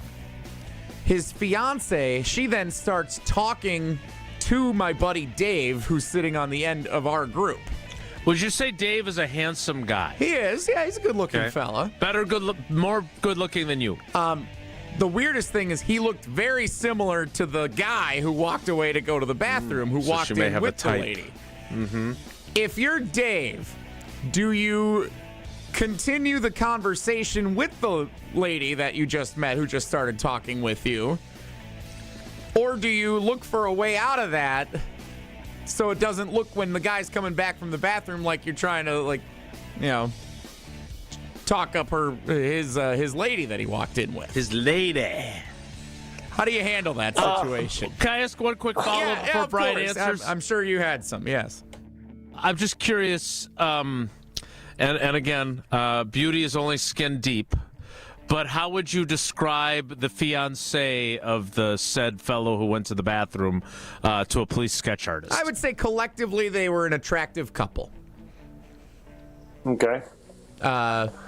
And let the record show Dave is happily married with child at home, so he's in. Yeah, no one's casting any aspersions on Dave. He had no interest in doing anything nefarious. It just he didn't want to give the illusion of doing something nefarious, but he felt like he had no choice because he didn't want to be rude to the lady that just started talking to him. Yeah, I mean, I don't think that there's any ill will or ill intent to just have a conversation if she struck up a conversation. I mean, it was going to last only a couple minutes anyway. So, I mean, I see nothing wrong with it by any stretch of the imagination. They sat next to you guys. She starts a conversation. What's he supposed to do? Just turn his back to her? I mean, that's rude.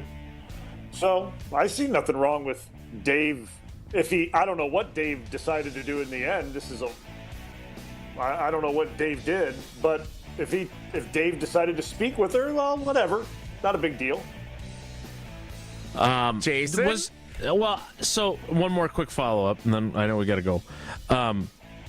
Did this become a topic of discussion among the 12 dudes then, many of whom are happily married? In the 2 minutes that the guy had gone to the bathroom and Dave started talking to the lady, some of the rest of us who were on the other end of the group were kind of looking like, oh, I wonder how this is going to end up. And so, yes, it did become a bit of a but there was no brawl. Point. The guy ended up being awesome. They became our friends for the rest of the night.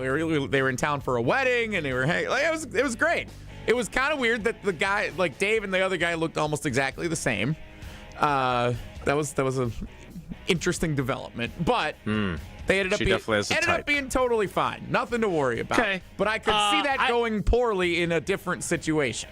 Sure, especially if the fiancé is a possessive kind of hothead type guy, right? Look, I'm with Brian. No malfeasance here, but potentially problematic to be sure. Luckily, Dave's doppelganger was not some sort of a hothead. Hey, what are you talking to my woman for? Kind of guy. Because we all know those guys, too. That definitely is what we thought might happen when he came walking back out of the bathroom. It had all the makings that would be where this would end up going, and thankfully it did not. All right, last quick follow-up. So, Jesse, let's say that that said couple comes in and the male fiance is a dead ringer for you, and she starts talking to you, do you respond by saying, "I'm sorry, I'm happily married, I can't talk to you right now. I don't want your fiance to come kick my ass"? Like, how are you handling it? Of course, because you were don't. thinking there was some potential problem. No, you have some exit strategies. You drop your keys on the ground, and you gotta go stumble around and pick the keys up. Who or drops their keys you just to get out of a conversation? I do it all the time. Or you get up and you go talk to somebody on the other end of the group. Say, "Hey, do you want another one? Should we get another one, or are we closing up soon?" You kind of find a way to naturally make it happen where you can kind of avoid that situation until the guy's back, so it doesn't look like you're trying to do anything nefarious. Okay. Strategy.